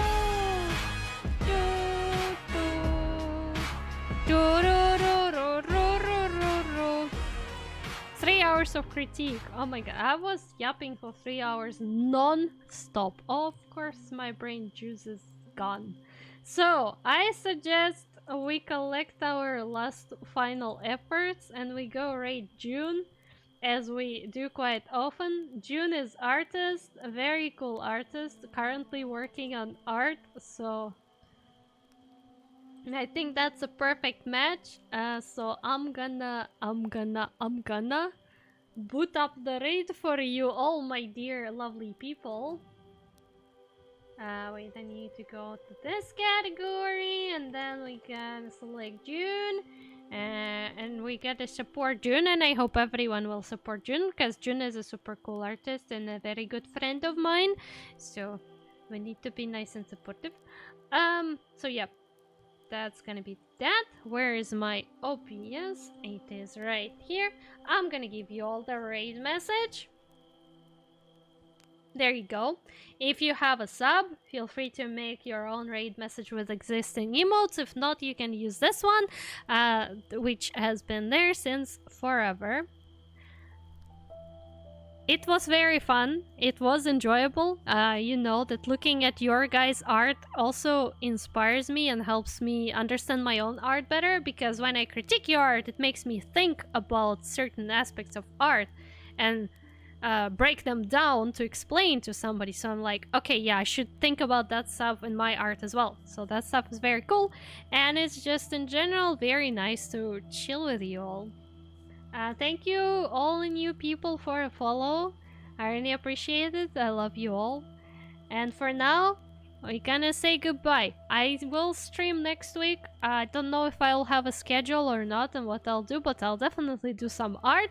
But for now, love you all. Have a great rest of your day. Bye bye. I'll see you again the next time. Don't forget your raid message. Don't forget to post it when we raid the person. Okay. Bye bye. Bye bye. Bye bye.